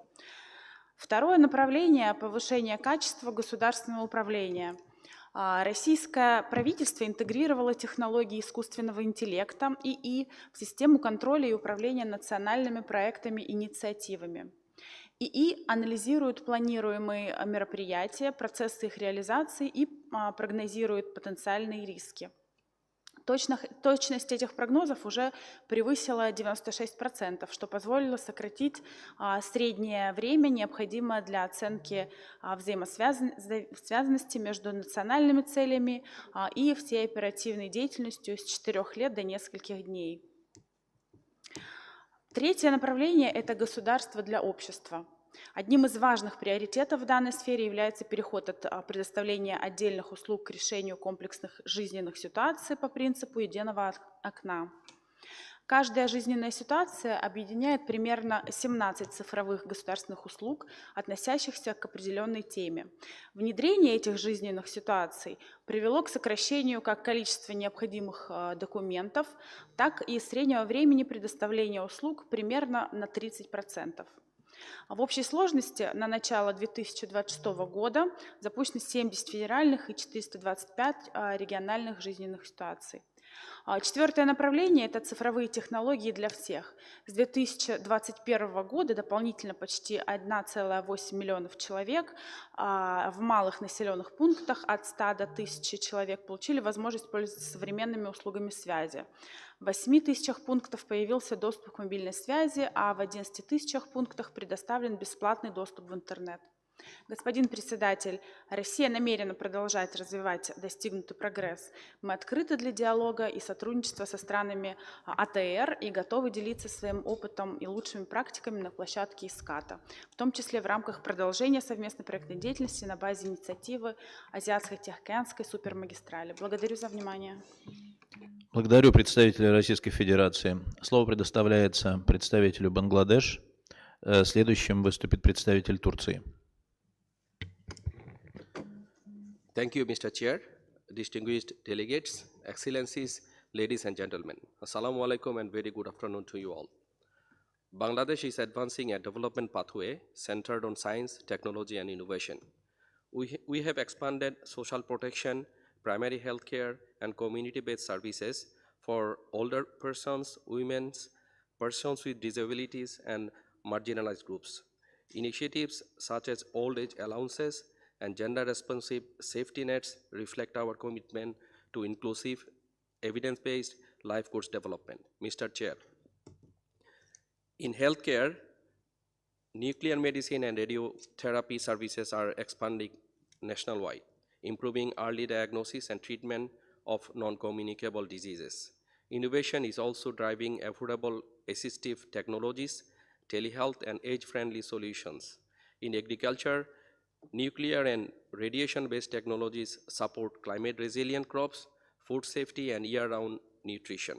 Scientific monitoring of air, water, and ecosystems strengthens environmental sustainability. Marine research through the Bangladesh Oceanographic Research Institute supports sustainable ocean management and coastal livelihoods while fostering youth engagement. Biotechnology research strengthens health resilience, agriculture, and environmental protection with a focus on inclusivity and sustainability. Bangladesh has made major strides in digital transformation. E-governance, mobile agricultural services, and private sector innovation are expanding access to services. Digital financial services now reach millions, over 219 million registered accounts, enhancing inclusion, economic growth, and poverty reduction. Connectivity continues to expand nationwide, supported by investments in port, broadband, and digital infrastructure. Digital inclusion remains central. Union-level digital centers, telemedicine, and mobile platforms are improving access to services, especially for rural populations and older persons. However, digital literacy gaps, affordability, cybersecurity, and limited R&D investment remain key challenges. Mr. Chair, government initiatives promote ICT training, youth employment, women's empowerment, and education through digital platforms. Future priorities include expanding digital skills, improving infrastructure, and strengthening public-private partnerships. Bangladesh believes that leaving no one behind requires science-driven development, decent employment, climate resilience, and regional cooperation. By ensuring that innovation is inclusive and people-centered, we can build a future where all generations live with dignity, opportunity, and security. Mr. Chair, Bangladesh remains committed to working with ESCAP and all member states to build a resilient, inclusive, and sustainable Asia-Pacific. Thank you. Благодарю представителя Бангладеш за сделанное заявление. Слово предоставляется представителю Турции. Thank you, Chair. Digital transformation is fundamentally reshaping economies, societies, and governance models. In this context, information and communications technologies are no longer a supporting component, but a core enabler of sustainable development, economic competitiveness, and regional integration. The increasing convergence of digital technologies with transport, trade, and infrastructure systems is bringing new opportunities while also introducing new challenges that require coordinated and forward-looking policy responses. Turkey attaches great importance to advancing a robust and inclusive digital ecosystem. Significant progress has been achieved in expanding broadband infrastructure, increasing connectivity, and strengthening digital service delivery. Nationwide investment in fiber networks, 5G, and next-generation communication technologies are enhancing both capacity and resilience. These developments are critical for enabling data-driven sectors such as intelligent transport systems, smart logistics, and digital trade platforms. From a regulatory perspective, Turkey has been actively working to establish a secure, competitive, and innovation-friendly ICT environment. Efforts are focused on strengthening data governance frameworks, enhancing cybersecurity measures, and promoting fair competition in digital markets.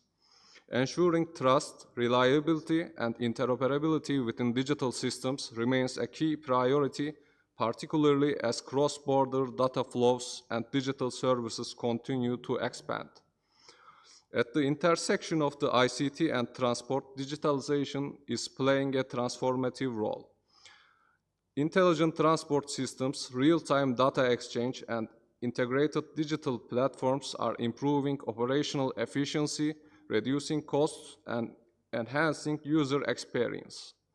These systems are also essential for achieving sustainability objectives as they enable better resource management and reduced emissions. Innovation and entrepreneurship are equally critical in this transformation process. Supporting startups, fostering research and development, and encouraging the adoption of emerging technologies such as artificial intelligence, big data, and the Internet of Things are key elements of Turkey's digital strategy. These technologies are not only improving productivity, but also redefining business models across sectors. In this regard, Turkey values the importance of multilateral platforms in facilitating dialogue and knowledge exchange. Strengthening cooperation between ICT authorities and economic policymakers will be critical in ensuring a coherent and integrated approach. In conclusion, Turkey remains committed to advancing a secure, inclusive, and innovation-driven digital ecosystem. Through continued investment, sound regulation, and international cooperation, we aim to contribute to a digitally connected and sustainable future for our region. Thank you. Благодарю представителя Турции за сделанное заявление. Есть ли еще среди делегаций желающие выступить по данному подпункту повестки дня?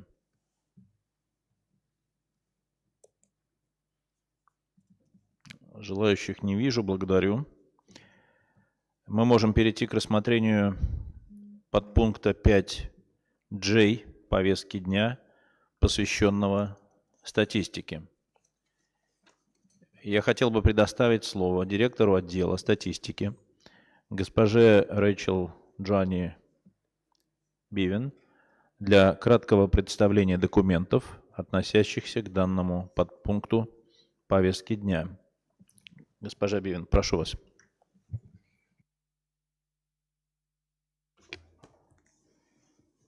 Thank you, Chair. Excellencies, distinguished delegates. It's my honour to introduce item 5J on statistics. Document ESCAP/82/19 outlines progress made in the implementation of various Commission resolutions, including 78/4 on the implementation of the Ministerial Declaration on building a more resilient future with inclusive civil registration and vital statistics. The Commission is requested to take note of the strong collaboration of partners who are promoting a holistic approach to civil registration and vital statistics. Document ESCAP/82/23 presents an update on the composition and membership of the Regional Steering Group for Civil Registration and vital statistics in Asia and the Pacific. The group provides strategic guidance for implementing the Regional Action Framework on Civil Registration and Vital Statistics in Asia and the Pacific. Following a call for nominations in September 2025, the Secretariat prepared a proposal for the Regional Steering Group's future membership based on the criteria agreed at the 71st and the 75th sessions of the Commission. The proposed list of members is included in the document and includes member states from all sub-regions in Asia and the Pacific, as well as one associate member and representatives of the diverse sectors involved in civil registration and vital statistics. It also includes a broad spectrum of development partners and civil society organizations actively supporting civil registration and vital statistics initiatives across the region. The Commission may wish to endorse the list of new members of the Regional Steering Group for the period 2026 to 2031. Thank you, Chair. Благодарю вас, госпожа Бивин. Теперь я попросил бы специалиста по обслуживанию заседания включить видеообращение председателя третьей конференции министров по регистрации актов гражданского состояния и статистики естественного движения населения в Азиатско-Тихоокеанском регионе, его превосходительство господина Сироми Турага, министра юстиции и исполняющего обязанности генерального прокурора Фиджи. Excellencies, distinguished delegates. In Asia and the Pacific, we share a common vision that all people will benefit from the universal and responsive civil registration and vital statistics systems, facilitating the realization of rights and supporting good governance, health, and development. In 2014, governments and partners gathered at the first ministerial conference on civil registration and vital statistics in Asia and the Pacific, and declared 2015 to 24 as the Asia and Pacific Civil Registration and Vital Statistics Decade. Despite significant progress, many people in our region remain unregistered, as highlighted in the 2025 report on progress made on civil registration after a decade for getting everyone in the picture. Last year, we convened for the third ministerial conference on civil registration and vital statistics in Asia and the Pacific. Our discussions underscored the need to sustain momentum, to build inclusive and resilient CRVS systems, which form the foundation for legal identity for all, good governance, and effective health and development planning. Fiji had the honor of being elected chair of the ministerial segment of the conference. I extend my sincere thanks to my colleagues for entrusting me with this role, and I acknowledge the support extended to me and the vice chairs by countries, development partners, and the Secretariat. The main outcome of the conference was the ministerial declaration on a decade of action for inclusive and resilient civil registration and vital statistics in Asia and the Pacific. The declaration reaffirms a commitment to achieving universal registration of births, deaths, and other vital events. It identifies key areas of action that guide progress towards our shared vision. We agreed to extend the Asia-Pacific CRVAS decade to 2030 to align with the 2030 Agenda for Sustainable Development. Recognizing the work ahead, the Commission is expected to adopt a resolution endorsing this declaration. I express my deep appreciation to all countries and to all development partners for your unwavering commitment to strengthening civil registration and vital statistics systems. Distinguished delegates, while challenges remain, we are on the right path. I encourage you all of you to continue supporting initiatives to ensure we get everyone, everywhere into the picture. Thank you. Благодарю. А теперь я просил бы включить видеообращение председателя 21-й сессии Совета управляющих Статистического института для Азии и Тихого океана господина Правина Рамчандра Мишрама, генерального директора Министерства статистики и выполнения программ Индии.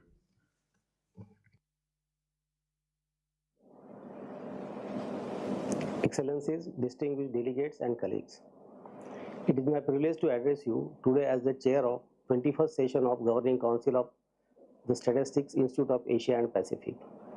The Governing Council held in December last year noted with appreciation the progress achieved in expanding both in-person and online training courses, including in new and emerging statistical areas, and welcome the Institute's continued collaboration with member states, international organizations and regional partners to align training with national priorities. The Council reviewed the activities and financial status of the Institute for 2025 and expressed appreciation for its extensive program of training, including the development of new courses and the significant number of officials trained across the region. It also appreciated the willingness of many countries to provide in-kind support, including hosting training activities, contributing resource persons, and strengthening collaboration with national statistical training institutes. The Council emphasized the importance of coordination among regional and international partners to avoid duplication of training offerings and ensure efficient use of resources. It encouraged EAP to continue working closely with partners to deliver harmonized, demand-driven training that reflects emerging priorities. The Council underscores the importance of maintaining robust financial management and transparency through the clear presentation of work programs and financial plan to support informed decision-making by the Council, and emphasized the need to safeguard adequate resources for training delivery while ensuring the efficient management of overall expenditure. The Council reviewed and endorsed the work program of financial plan of the Institute for 2026. It expressed appreciation to member states for completing the annual training needs survey and took note of suggestions for strengthening 2026 work plan.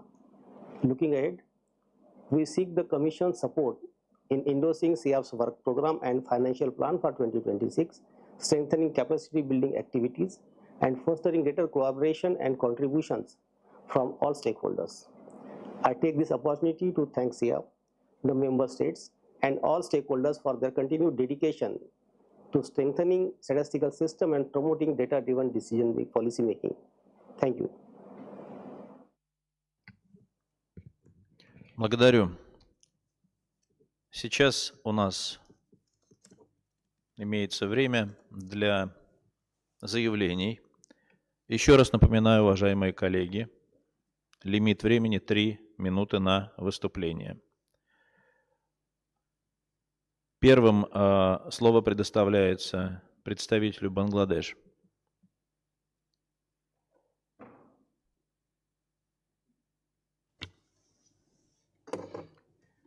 Mr. Chair, ladies and gentlemen, Bangladesh firmly believes that disaggregated data is indispensable for inclusive policy making and accountable governance.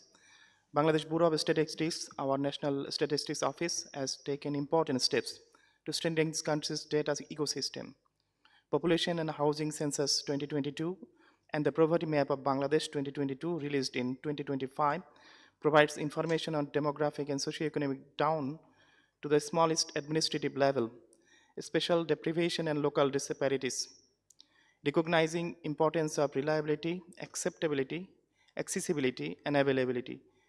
The government adopted Data Dissemination Policy 2026 and established Microdata Analysis Lab, a secured on-site facility providing microdata from nation census and surveys, enable high-quality research by academics, policymakers, and advanced researchers. The government undertook project to develop a modern, integrated national statistical system and enhance the capacity of BBS and other data producing agencies to produce, manage, use, and disseminate reliably, timely, and high-quality data to support transparency and evidence-based policymaking. The National M&E Framework, a dedicated SDG cell, online SDG tracker, upgradation of sample vital registration system into sample vital surveillance system, all aligning with the M&E framework, contributing to effective monitoring progress across the SDGs, enabling policymakers to assess gap, track disparities, and strengthen evidence-based intervention to ensure that no one is left behind. The BBS, however, suffer from several weaknesses, starting from data protection, data dissemination, management, and coordination challenges, and gaps in ensuring planning and policies are grounded on consistent evidence. Mr. Chair, the newly elected government commitment to support for marginal and low-income families through border rights-based commitment to justice over discrimination must be supported by reliable, timely, and disaggregated data if it is to be translated into effective delivery. Bangladesh believes in regional cooperation and urges ESCAP for cooperation and statistical modernization, digital public infrastructure for data system, geospatial and small area estimation techniques, and the sharing of good practices for measuring inequality and vulnerability across the life course. Bangladesh remains fully committed to the principle that development must be people-centered, evidence-based, and inclusive. Thank you. Благодарю представителя Бангладеш за выступление. Слово предоставляется представителю Индии. Следующим выступит представитель Республики Корея. Thank you, Mr. Chair. Reliable, high-quality data is fundamental to the effective monitoring of the SDGs and to the formulation of informed, evidence-based policy decisions. Acknowledging the complexity and interlinkages among the SDGs, the Government of India has established a comprehensive monitoring and evaluation framework to track progress and guide implementation. Active participation from stakeholders is essential in ensuring that national priorities are accurately reflected and widely supported in this process. In pursuit of this objective, India has developed the National Indicator Framework, initially comprising 306 national indicators. This framework was the outcome of an extensive consultative process involving relevant ministries and departments, United Nations agencies, and other key stakeholders. Similar frameworks are also guiding our SDG implementation and monitoring efforts at the subnational levels in keeping with local priorities.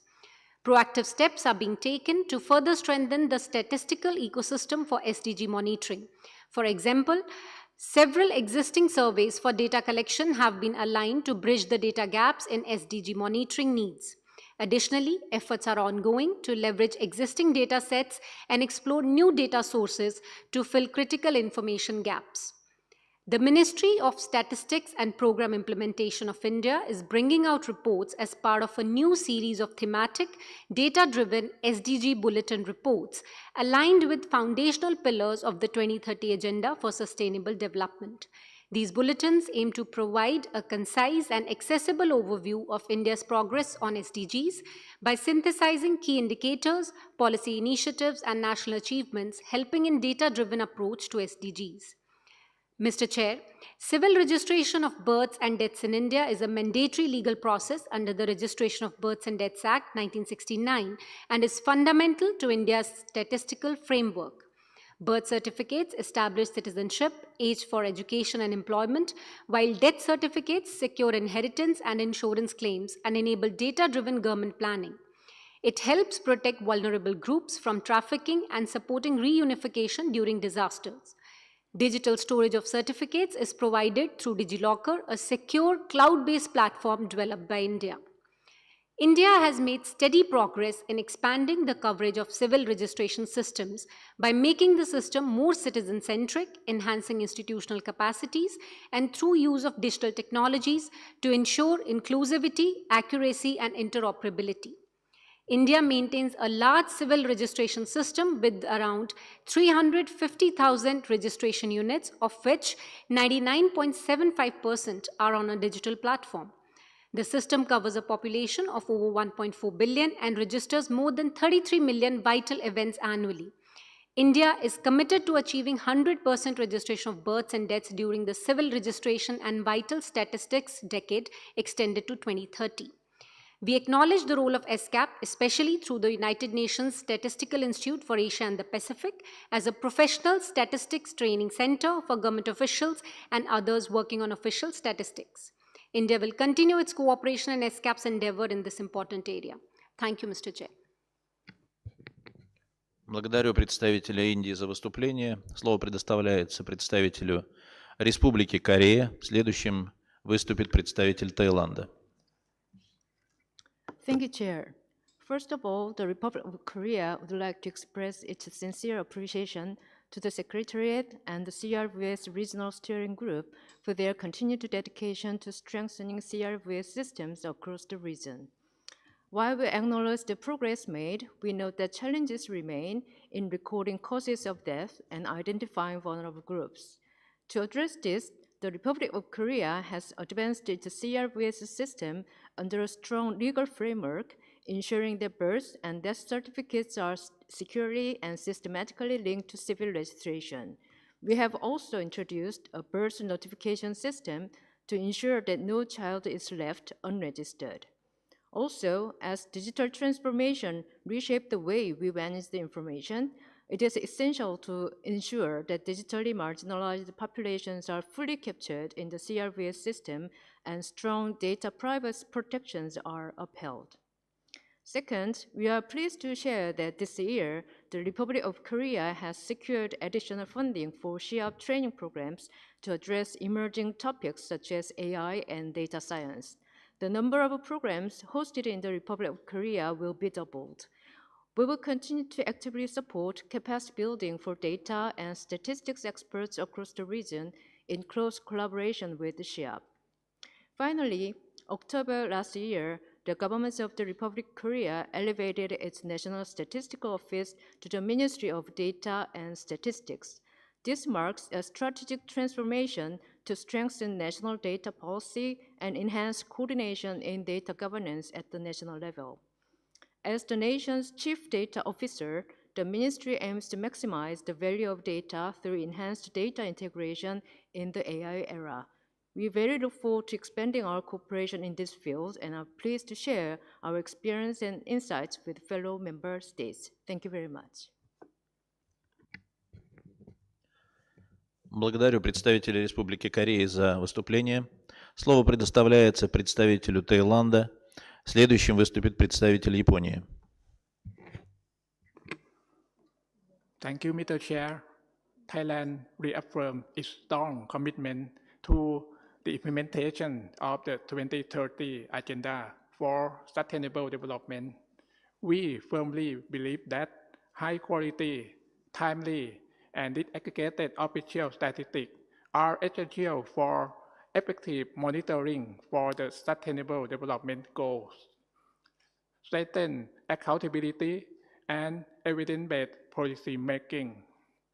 Our statistical system must continuously evolve to respond to emerging development priorities, while fully upholding the principle of leaving no one behind. Mr. Chair, allow me to highlight three key areas reflecting Thailand's ongoing effort to strengthen SDG monitoring, reporting, and statistical capacity. First, Thailand has prepared the Thailand SDG Progress Report 2025, providing an updated national overview of progress across SDG indicators. The report is based on official statistics produced in line with national and international standards. It promoted transparency and helped identify remaining challenges and data gaps require targeted policy responses. Second, Thailand continues to strengthen national SDG reporting through the voluntary National Review 2025, with the National Statistical Office playing a central coordinating role in SDG data integration, including capacity building efforts on child-related SDG indicators in collaboration with UNICEF Thailand, thereby enhancing data quality, coherence, and usability for evidence-based policy making. Third, Thailand is undertaking the population and housing census 2025, which will serve as a critical foundation for SDG monitoring by providing disaggregated data to better identify vulnerable groups, reduce data gaps, and support the principle of leaving no one behind. Mr. Chair, Thailand expressed its sincere appreciation to ESCAP for its continued technical assistance and cooperation, and reaffirmed its strong support for regional statistical capacity development through the Statistical Institute for Asia and the Pacific, including increased financial contribution. We look forward to working closely with all member states in advancing the 2030 Agenda for Sustainable Development in Asia and the Pacific. Thank you, Mr. Chair. Благодарю представителя Таиланда за выступление. Слово предоставляется представителю Японии. Следующим выступит представитель Российской Федерации. Thank you, Chair. The Statistical Institute for Asia and the Pacific plays a significant role in statistical capacity building by addressing the needs of member and associate member states. In addition, under the strategic plan starting in 2025, CEAP is expected to address a wide range of statistical needs, including those related to SDG indicators. In this regard, it had continued, as in the past, to select the most appropriate approaches based on the content of each training program. From deliver high-quality training and steadily produce results. Japan is very grateful for the contribution to CEAP made by ESCAP member and associate member states, as well as by international organizations. These contributions are thanks to the efforts of stakeholders, including the director of CEAP and the ESCAP Secretariat, and are also evidence of the in-depth understanding and among the contributing countries and relevant international organizations of CEAP's training programs based on needs in the region. On the other hand, the United Nations is increasingly expected to enhance more efficient operations as well as enhanced transparency and accountability. Accordingly, it is essential for CEAP, which is operated through voluntary contributions from member and associate member states, to continue implementing its activities with due regard for these principles. In the context of difficult and uncertain economic situations, Japan's domestic reporting requirements regarding the use of contributions to international organizations have become increasingly stringent in recent years.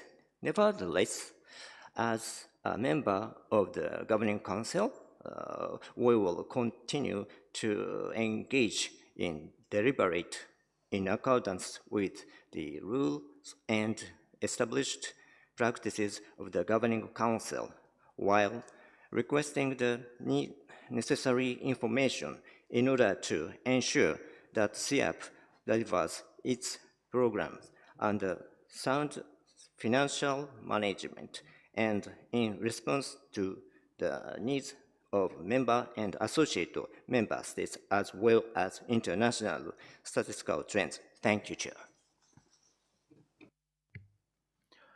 Я благодарю представителя Японии за выступление. Слово предоставляется представителю Российской Федерации. Благодарю вас, уважаемый господин председатель, уважаемые участники сессии. Надежные и достоверные статистические данные играют ключевую роль в обеспечении эффективного мониторинга прогресса в выполнении целей устойчивого развития. Российская Федерация уделяет большое внимание вопросам совершенствования национальной статистики и развитию международного сотрудничества на этом треке, в том числе под эгидой ESCAP.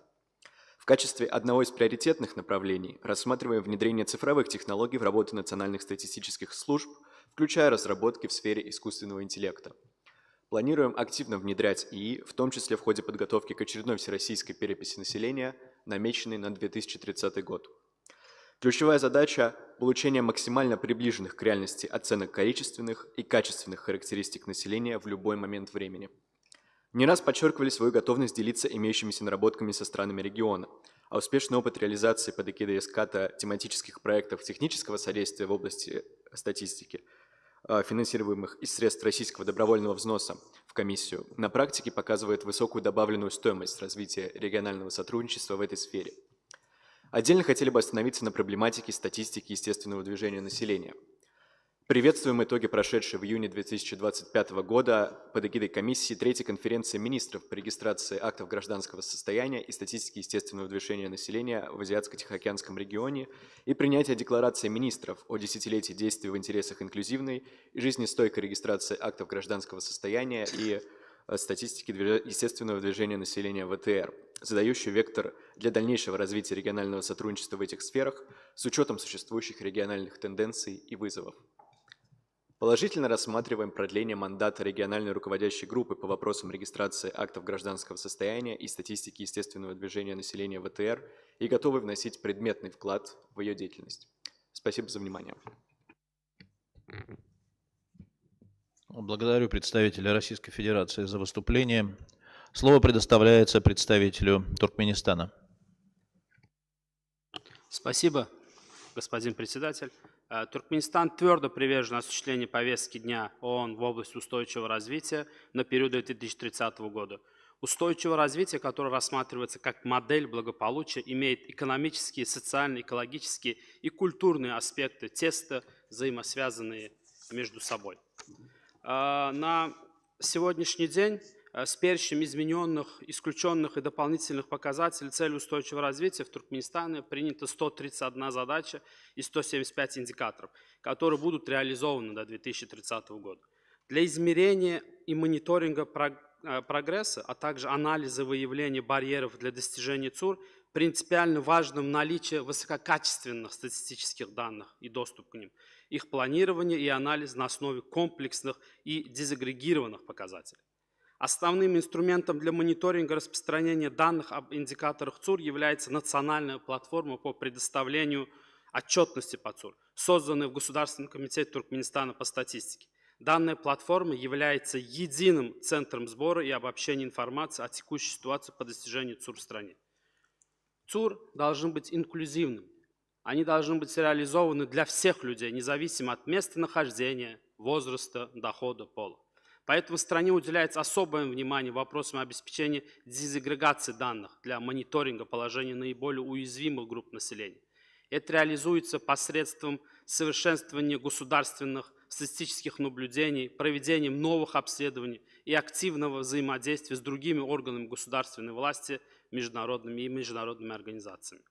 Важным источником получения данных для мониторинга показателей ЦУР, дезагрегированных по социально уязвимым группам населения, являются выборочные домашние обследования домашних хозяйств. С этой целью в опроснике государственных статистических наблюдений вводятся дополнительные модули, совершенствуются, позволяющие изучать положение уязвимых групп населения.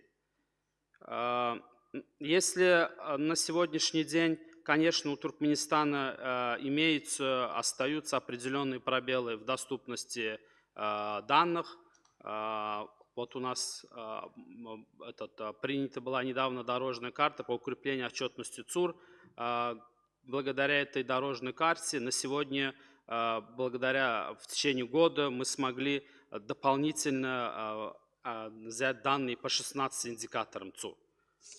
В завершение, господин председатель, хочется сказать, что в настоящее время для устранения имеющих пробелов в данных продолжается работа по адаптации методологии, предложенной на глобальном уровне, к национальным условиям, поиску инновационных инструментов и источников получения данных. Благодарю за внимание. Благодарю представителя Туркменистана за выступление. Уважаемые коллеги, есть ли еще среди делегаций желающие выступить по данному подпункту повестки дня? Нет. Я всех благодарю. Все подпункты пункта 5 повестки дня обсуждены. Мы уложились в отведенное время. Я хотел бы всех поблагодарить за конструктивный подход и эффективную работу. Спасибо. Thank you. Merci. Сессия. Сейчас хотел бы передать слово секретарю комиссии, который сделает объявление. Пожалуйста.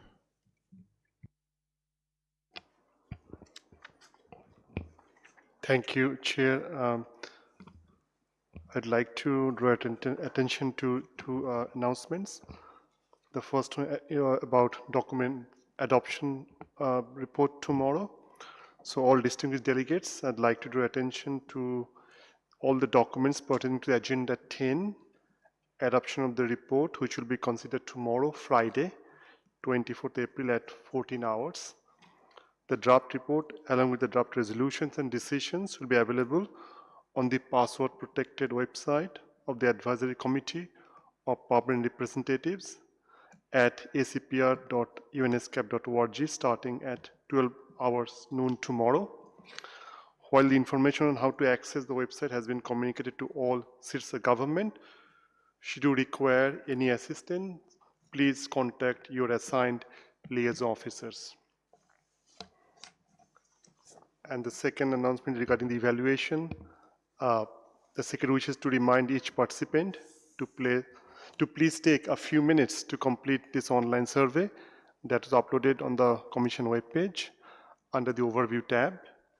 You'll also see signages at the entrance of this conference room and in front of the escalator on level 1, providing the link to the survey and the QR code. The same information has also been provided to your delegation through your liaison officers. Your feedback will be really immensely helpful to improve the quality of our services and support our delegations. So we kindly request each of delegation to please complete this questionnaire at your earliest convenience. Your feedback will really improve the quality of our services and support, as I said, to overall delegation. With that, distinguished colleagues and delegates, I hand over to Mr. Chair. Thank you.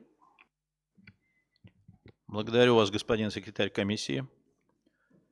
Обсуждение возобновится завтра, 24 апреля, в 9 часов утра по бангкокскому времени. Будут рассмотрены пункты 6, 7, 8 и 9 повестки дня. На этом сегодняшнее заседание объявляется закрытым. Благодарю всех.